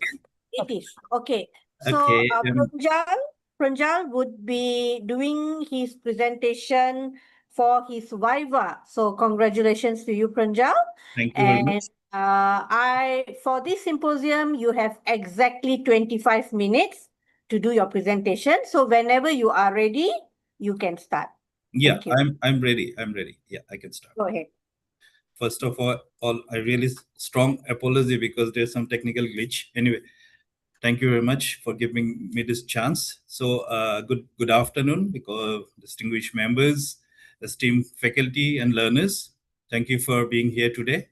So my name is Pranjal Pathak, and I'm pleased to be present my doctoral thesis titled The Influence of Social Media Influencer on Consumer Decision Making and Brand Perception, completed under supervision of Dr. Madhulika. So in the presentation is organized into 5 chapters: introduction, literature review, research methodology, data analytics and results, and finally discussion, implications and conclusion. So let us start with chapter 1, the introduction, which established the problem, the theoretical anchors and the research aim.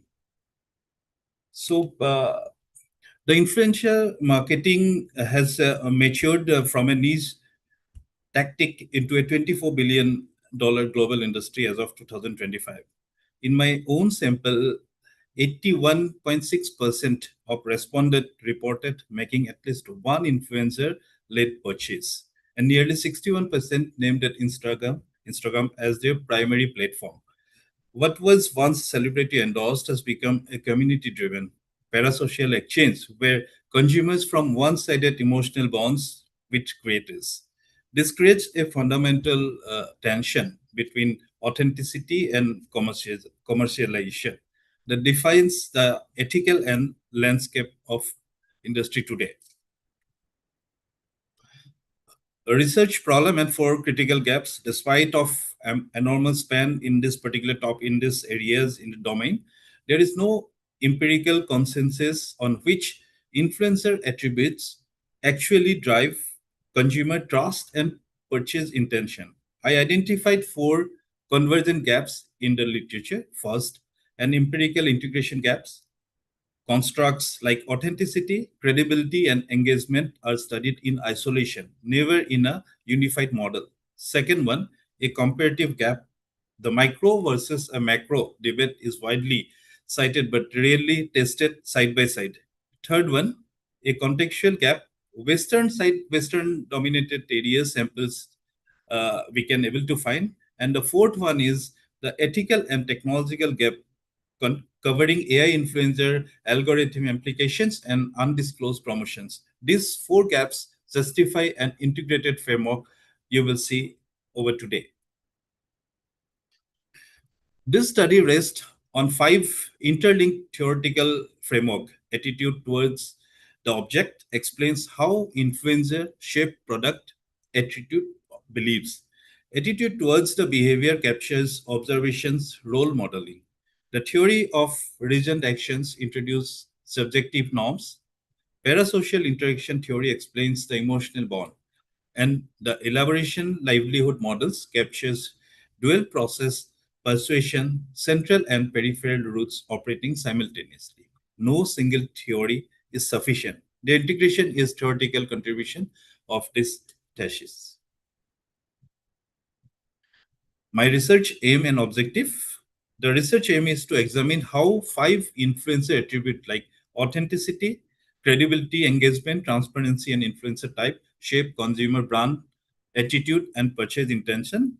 So objectives I analyze how authenticity influence consumer trust, examine impact of credibility on brand attitude, evaluate engagement effect on perception purchase, transparency in shaping trust and attitude, micro versus macro influencer, integrated influencer, ethical and psychological implication for brands. So based on this aim, I have defined 7 questionnaires. Each of these 7 questionnaires together they cover authenticity, credibility, engagement, transparency, modernization, the macro comparison, self-image congruence, and the ethical concerns, including AI-generated influences. So with this 7 questionnaires, I have my 7 hypotheses was 7. It was H1, which is linked to authenticity and trust. H2 linked with credibility to brand attitude. H3 connects engagement to purchase intention. H4 positions transparency as a moderator. H5 predicts that micro-influencer outperform macro-influencer on trust and loyalty. H6 places trust as a mediator. H7 places parasocial interaction as a mediator or the engagement effects. So my integrated conception model, this integrated model on the left, you can see the influencer attribute serves as a inputs. In the middle, 4 psychological mechanism, parasocial interaction, social proof, fear of missing out, and identity congruence, act as an explanatory breach. And this produce cognitive, effective, and behavioral responses, which in turn drive the 4 brand outcome of trust, attitude, purchase intention, and loyalty. This model is a testable architecture for my entire thesis. Significance and scope. The contributions are threshold. Academically, this is the first study which I feel to identify 5 theoretical frameworks in an influencer context. Managerially, it offers evidence-based selection framework, prioritizing credibility and engagement over follower count. And socially, it positions transparency as a commercial asset and addresses consumer vulnerability to AI-driven persuasion.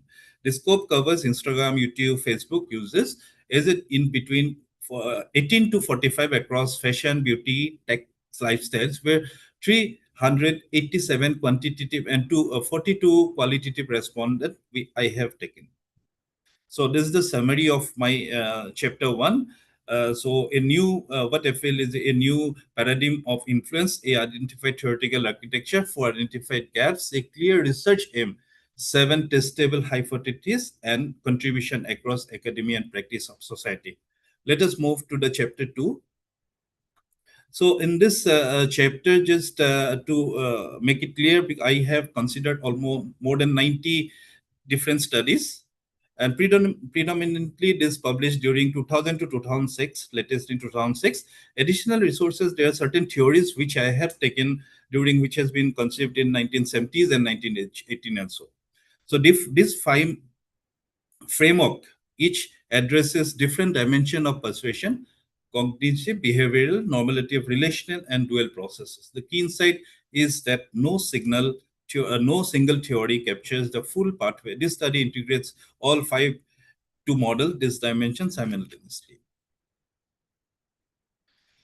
So 4 core influencer contributes, which I felt is the literature coverage on 4 attitudes. Authenticity is the counterstones, alignment between person and product. Credibility combines trustworthiness and expedience. And in my data also, it emerges that as the strongest unique predictor with a beta value of 0.295. Engagement quality is the depth and reciprocity of follower interaction, and it becomes the strongest loyalty predictor with a beta of 0.299. Transparency through clear sponsorship disclosure reduces skepticism and supports ethical consumption and operate as a moderator on the authenticity to trust link.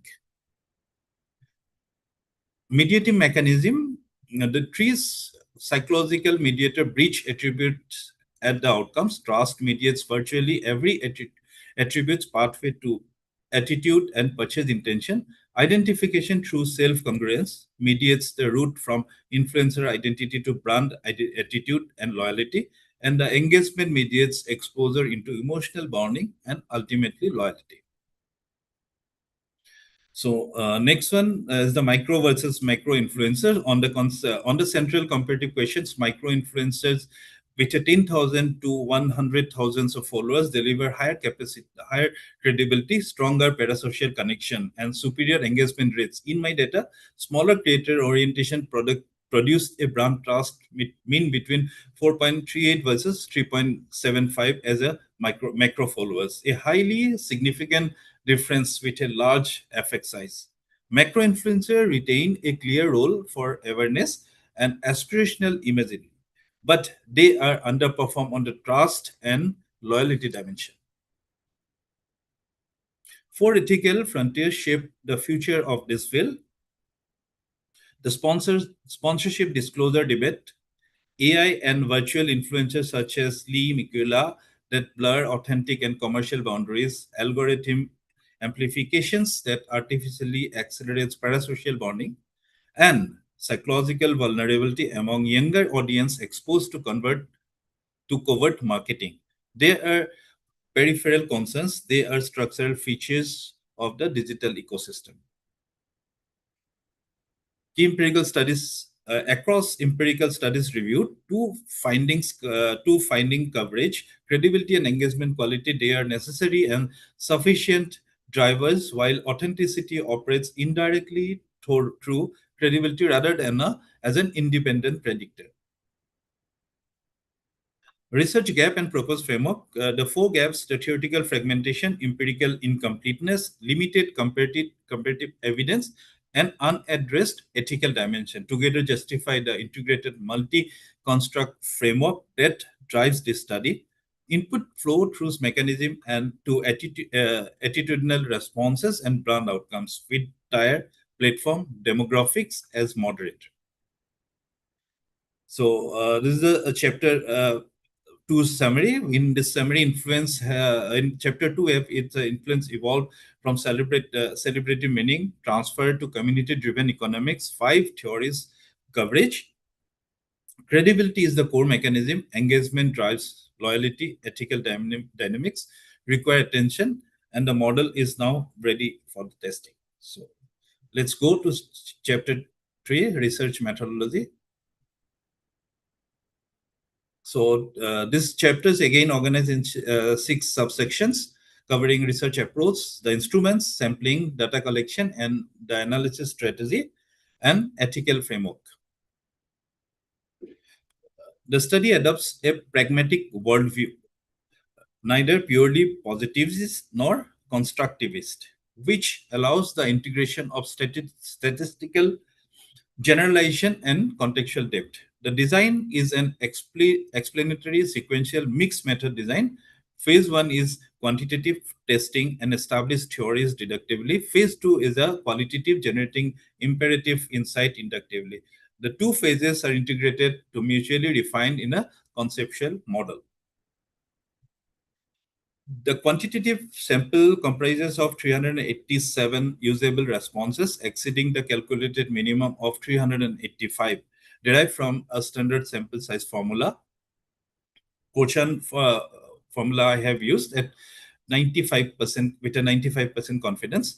The qualitative sample includes 42 semi-structured interviews or around 35 to 45 minutes. Thematic saturation was reached at 38 interviews. So with 4 additional interviews conducted to confirm the saturation.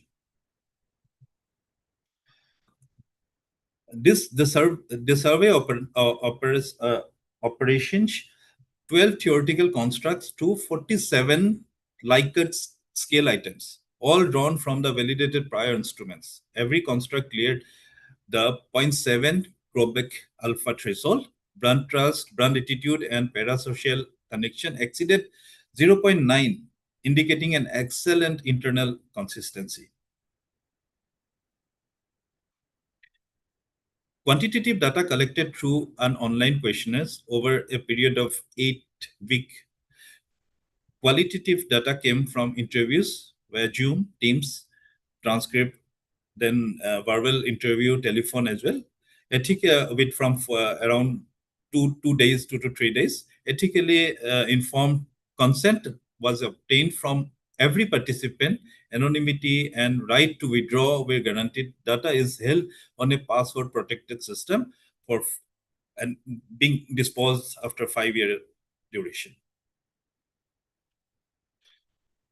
The analytical strategy proceeds with 6 stages: descriptive statistic, reliability, validity testing, correlation analysis, multiple regression, comparative analysis through t-test, Mann, Whitney, U, and finally thematic analysis using Brown and Clark 6-phase framework. I have conducted a pilot study as well. So pilot study represent 30 respondents from the same questionnaire, same instrument. All alpha values made the threshold. The KMO statistics was 0.871 and breathless test was also significant. 4 items were revised for clarity. 3 scale anchors were adjusted and 2 probe questions were added to the interview guide. No items were deleted. In a full study, the 12 construct achieve combat alpha between 0.73 to 0.93. The overall KMO was 0.932. I feel it's a very excellent integration of qualitative and quantitative. So integration follows an explained sequential logic. The quantitative phases establish which construct retain unique variance. The qualitative phase explains why those patterns emerges. Convergence confirms credibility, engagement was dominant.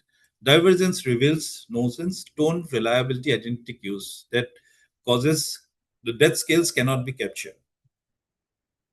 So this is the sorry. So this is the chapter summary. So let's go to chapter number 4. So the sample is highly engaged. 64% are aged between 18 to 34. 62% are female. Instagram is the dominant platform. 81.6% have made at least one influencer-led purchase. Younger respondents showed significantly stronger parasocial connection and purchase intention. Female respondents showed significantly higher trust and brand attitude, but no significant gender difference on purchase intention itself.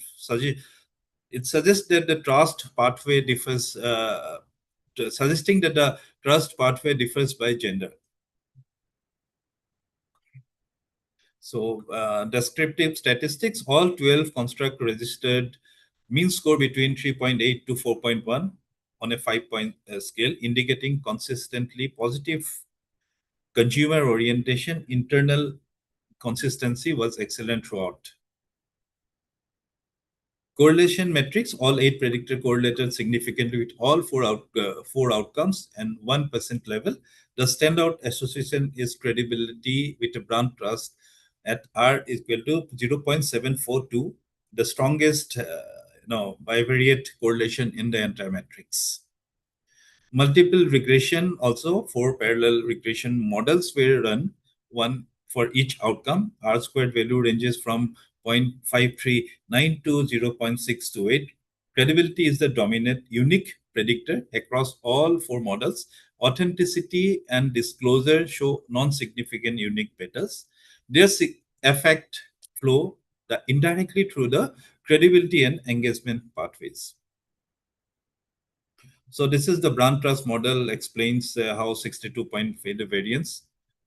This already I have discussed. So next, the group comparisons. Effects are not uniform. Female respondents slow, higher trust and attitude. 18 to 24 age group people show stronger parasocial connection and purchase intention. Smaller creators preference predicts higher trust and loyalty. And the platform context matters. Instagram drives attitude, YouTube credibility, and TikTok and FOMO impulse pathway.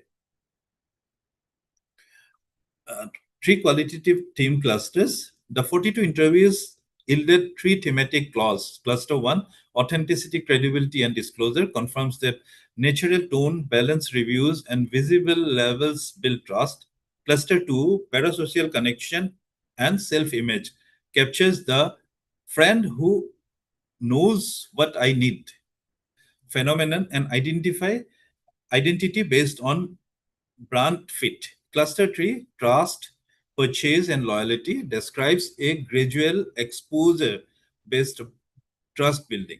So, where the first purchase functions as a test of the entire influencer relationship. So, this is the key findings, 6 headline findings. Remember, credibility is one of the core driver. Engagement quality drives loyalty. Micro influencers are superior for purchase intent. Authenticity and disclosure are indirectly.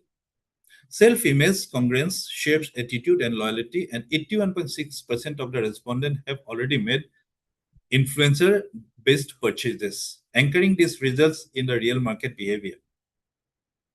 So let's go to chapter number 5.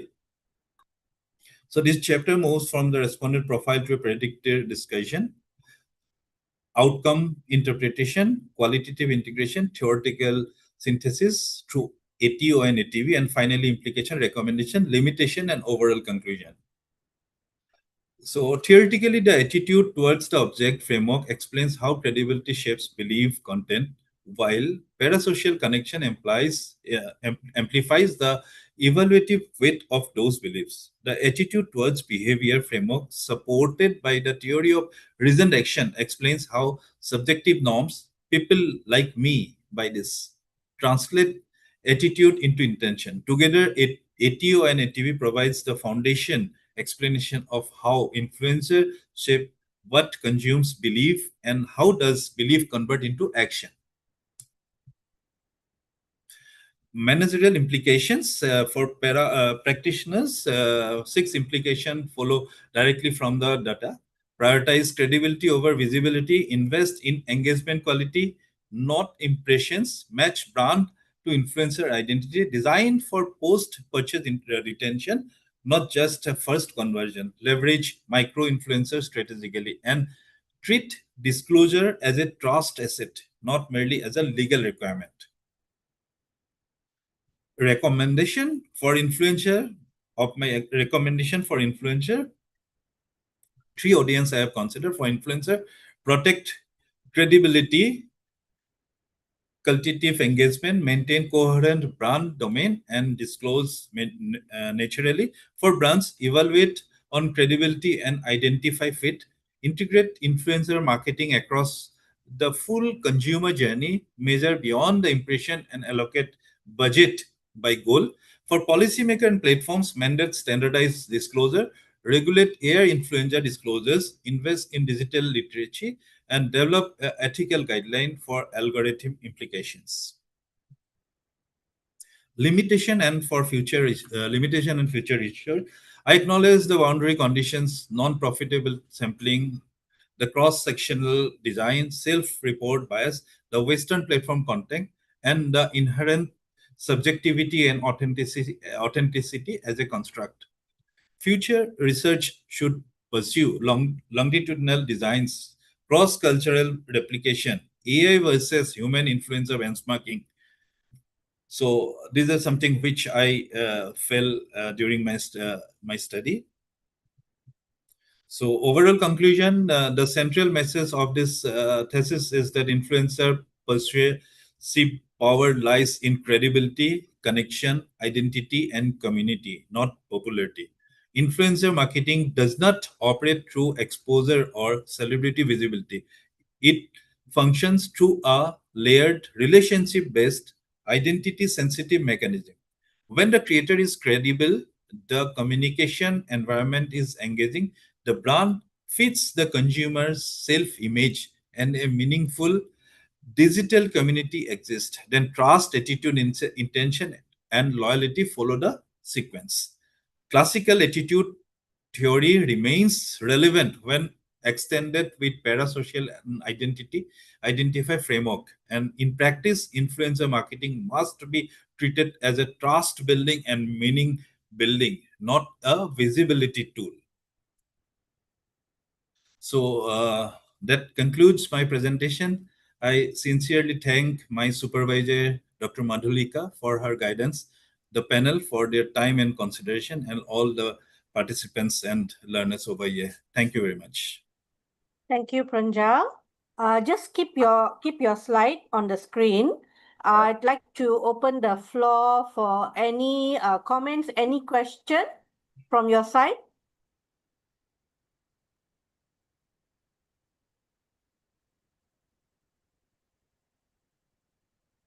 Anyone? No feedback? No question to Pranjal?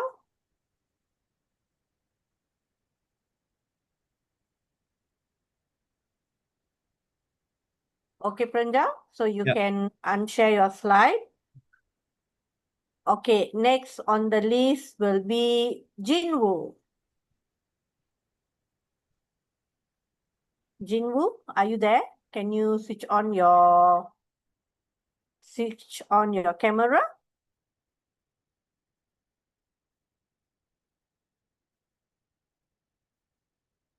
Hello everybody. Hello, Jinwoo, how are you? I'm really good. Okay, so let me just introduce you. Okay, but before that, Jinwoo, can you okay, you are on the slideshow. All right, Jinwoo. So Jinwoo is doing his Viva Vose, and congratulations to you for reaching to this stage of the research milestone. And with that, so Jinwoo, you have exactly 25 minutes for this symposium. So anytime you are ready, you can start your session. All the best. Okay, thank you. Good afternoon, everyone, and sir and ma'am. The title of my research is Reverse Discrimination and Labor Management, Analyzing Gender Dynamics and Managerial Strategies Affecting Korean Men in the Workforce.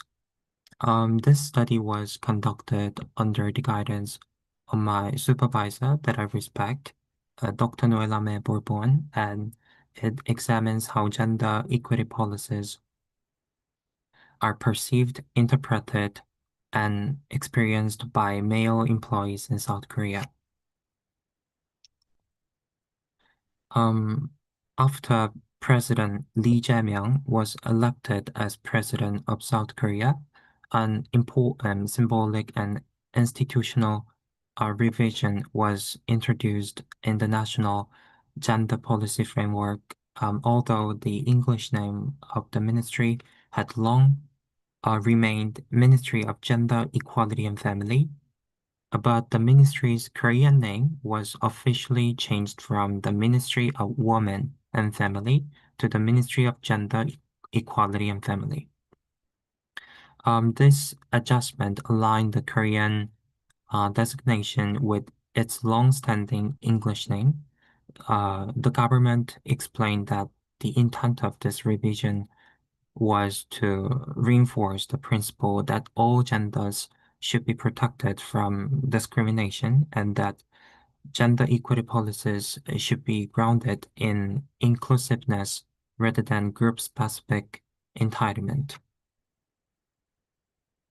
On October 14th, 2025, last year, during the 45th Cabinet meeting, President Lee Jae-myung explicitly instructed the Minister of Gender Equality and Family to investigate issues related to perceived discrimination against men and to develop policy solutions.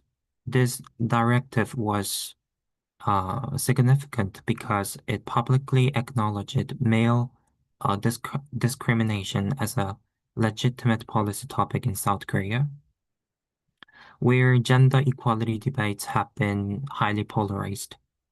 Personally, my initial research interest was focused on women's rights, disability rights, and broader human rights issues, developed through my experience as a freelance policy journalist at the Ministry of Gender Equality and Family.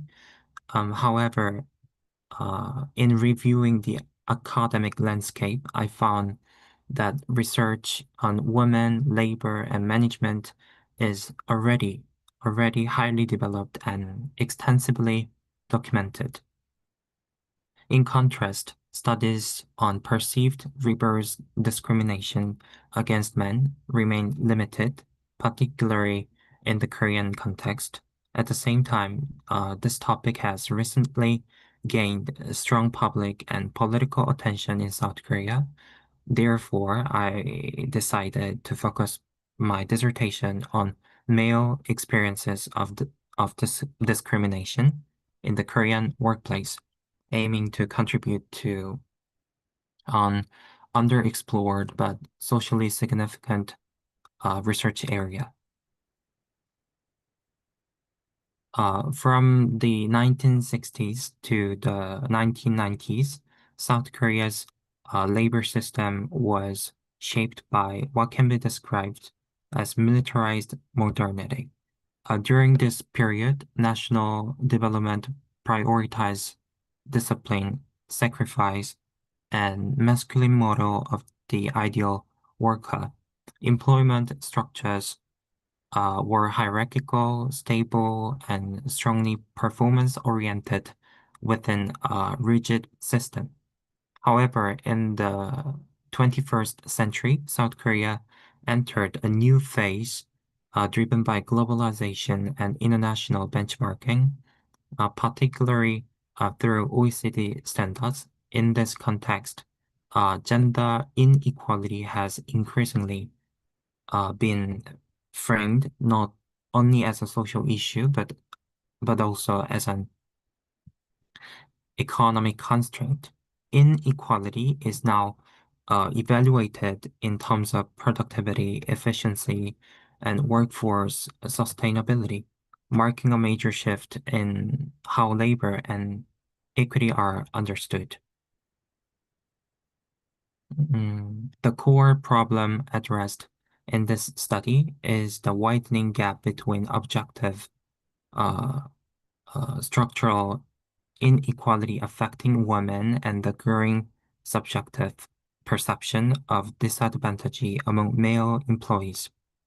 According to OECD data, Korea continues to show a significant gender pay gap of approximately 29.3%, which remains among the highest in developed economies. At the same time, 72.3% of male respondents in this study believe that reverse discrimination exists in their workplace. This creates a dual-layered challenge.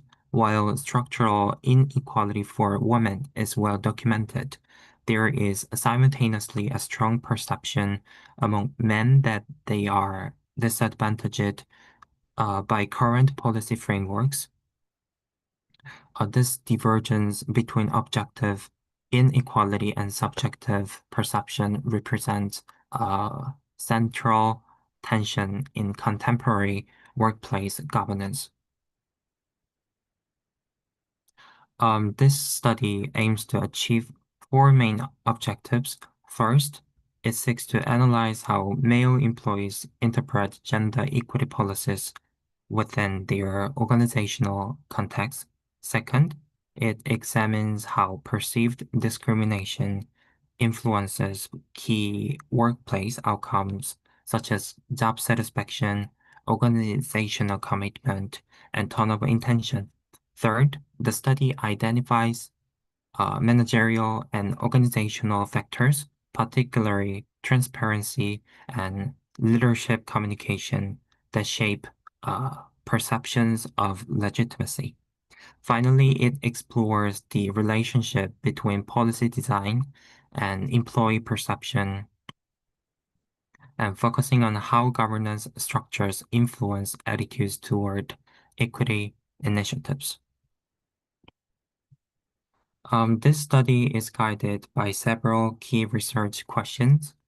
First, under what organizational conditions are gender equity initiatives perceived as legitimate by employees? Second, what psychological mechanisms link perceived unfairness to employee disengagement and withdrawal behaviors? Third, how do communication strategies and implementation styles influence trust in management and perceptions of fairness? And finally, how do male employees interpret the impact of gender policies on recruitment, promotion, and performance evaluation processes? These all questions are designed to connect individual psychological responses with broader organizational governance structures. This study is grounded in two main theoretical perspectives. Social identity theory explains that individuals derive part of their self-concept from membership in social groups. When the status of a group is perceived to be threatened, members may respond defensively, and which helps explain identity-based reactions to gender policies. Equity theory, on the other hand, focuses on fairness judgments based on input to output comparisons. Employees evaluate whether their effort, experience, and contributions are fairly rewarded relative to others. Perceived reverse discrimination arises when individuals believe that their inputs are undervalued compared to outcomes received by other groups under policy-driven changes. This study adopts a positivist mixed methods approach. The quantitative phase involves a structured survey of 506 male employees, measuring constructs such as fairness perceptions, zero-sum beliefs, and job-related outcomes. And the qualitative phase includes semi-structured interviews with 33 male employees, designed to capture lived experiences of workplace gender policies. Triangulation is used to integrate narrative insights with statistical patterns, allowing for a more comprehensive understanding of the phenomenon.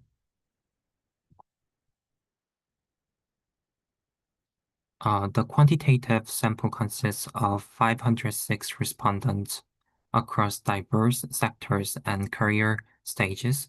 Approximately 67.8% of participants are under the age of 40, with a relatively balanced distribution across entry-level, mid-level, and senior positions.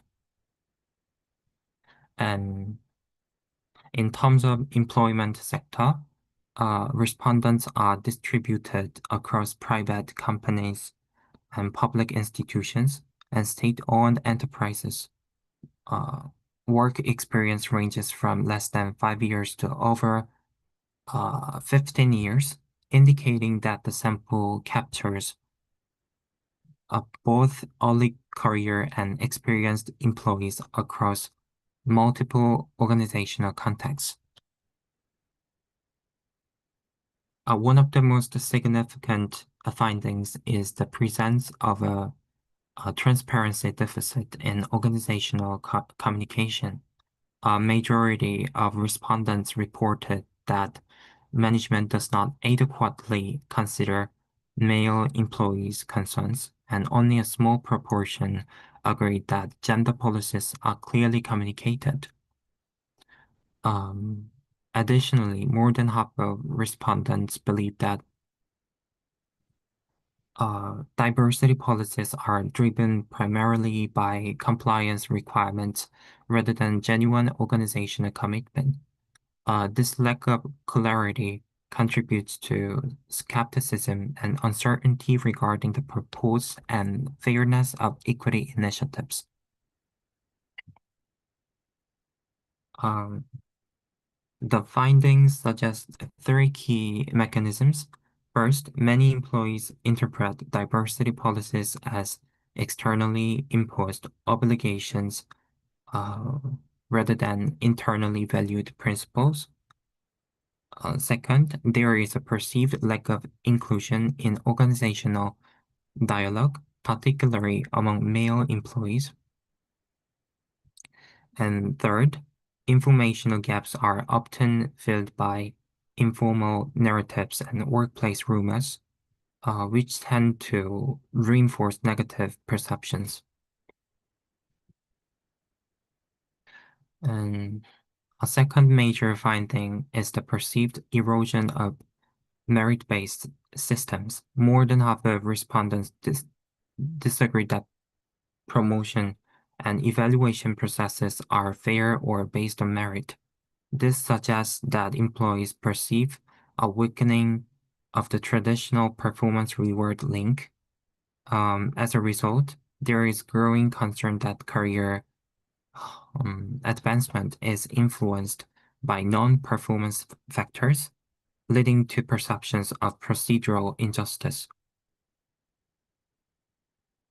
This perceived erosion creates a motivation problem where employees question whether effort and competence remain the primary determinants of success, and many respondents feel that upward mobility is artificially constrained, which contributes to long-term frustration and disengagement. A third key finding is the emergence of zero-sum thinking. Many respondents believe that gender equity policies reduce opportunities for men, reinforcing us versus them perception within the workplace. More than half of respondents describe the organizational environment as increasingly adversarial, while a majority now view men as a disadvantaged group under current policy conditions. These findings indicate the rise of competitive victimhood, where individuals perceive their group as being unfairly disadvantaged relative to others. Gender equity is often interpreted not as a collective improvement, but as a redistribution of limited opportunities. This contributes to identity-based polarization within organizations. And a significant majority of respondents report direct personal experiences of disadvantage. Nearly 80% believe that gender policies negatively affect their long-term career prospects, and a similar proportion report experiencing unfair treatment due to their gender. These findings suggest a strong perception of psychological contract violation among male employees. The data also reveals strong behavioral consequences. Approximately 79% of respondents report lower job satisfaction, and over 78% report reduced organizational commitment. Most notably, 77.9% of respondents have seriously considered leaving their organization. This indicates that perceptions of unfairness are closely linked to turnover intention and workforce instability. The strongest negative perceptions are observed among younger employees, particularly those in their 20s and 30s. these groups report the highest levels of perceived disadvantage and career blockage. And additionally, lower ranked employees report significantly higher levels of perceived unfairness compared to senior executives, and suggesting that organizational hierarchy moderates perceptions of equity policies. For the qualitative phase of this study, I conducted semi-structured interviews with 33 male employees in South Korea. Most participants were under the age of 30, and the sample included employees from the private sector, public sector, and state-owned enterprises. In terms of position, participants ranged from entry-level to senior level employees, although most were in entry or mid-level roles. The majority also had relatively early career experience, with many having worked for less than 10 years. The qualitative phase, based on 33 interviews, identifies 6 key themes that explain how male employees experience gender equity policies in practice. These themes include differentiated recruitment perceptions, exclusion from development opportunities, invisible labor in task allocation, communication double standards, symbolic barriers to leadership, and the long-term impact of mandatory military service as a structural disadvantage.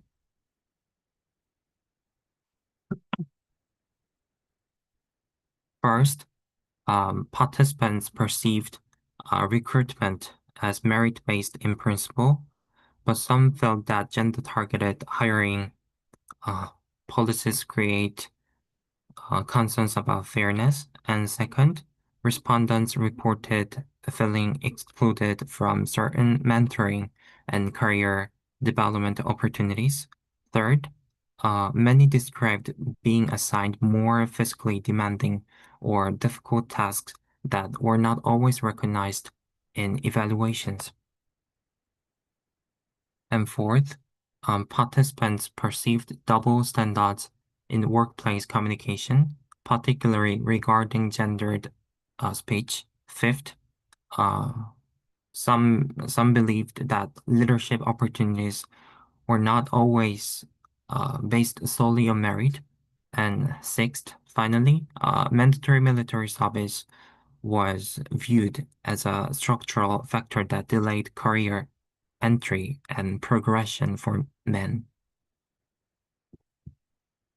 And the study proposes a shift from symbolic compliance toward substantive legitimacy in gender policy design. This includes transparent communication of merit-based rules, expansion of inclusive benefits such as parental leave, and the establishment of formal mechanisms for addressing identity-related concerns.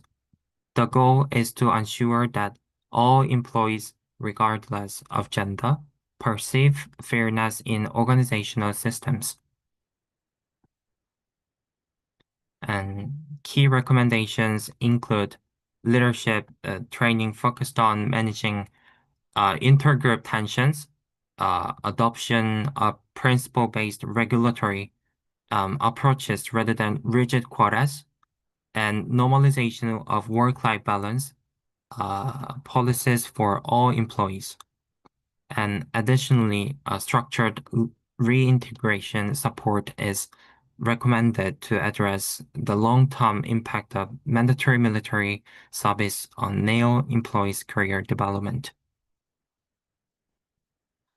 And this study suggests that workforce governance in South Korea should balance both gender equity and male employee engagement, as these are complementary rather than competing goals, and greater transparency, procedural fairness, and clearly communicated policies may help reduce perceptions of unfairness and support long-term organizational stability.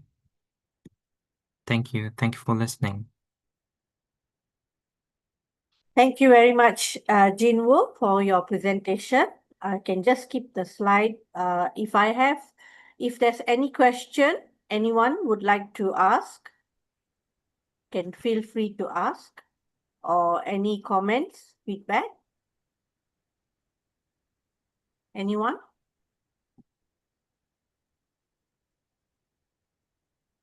Okay.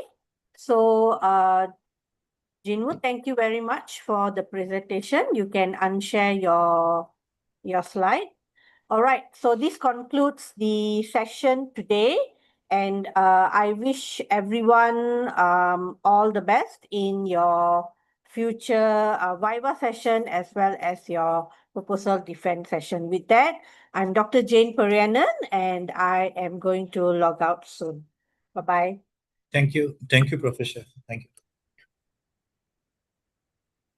Thank you.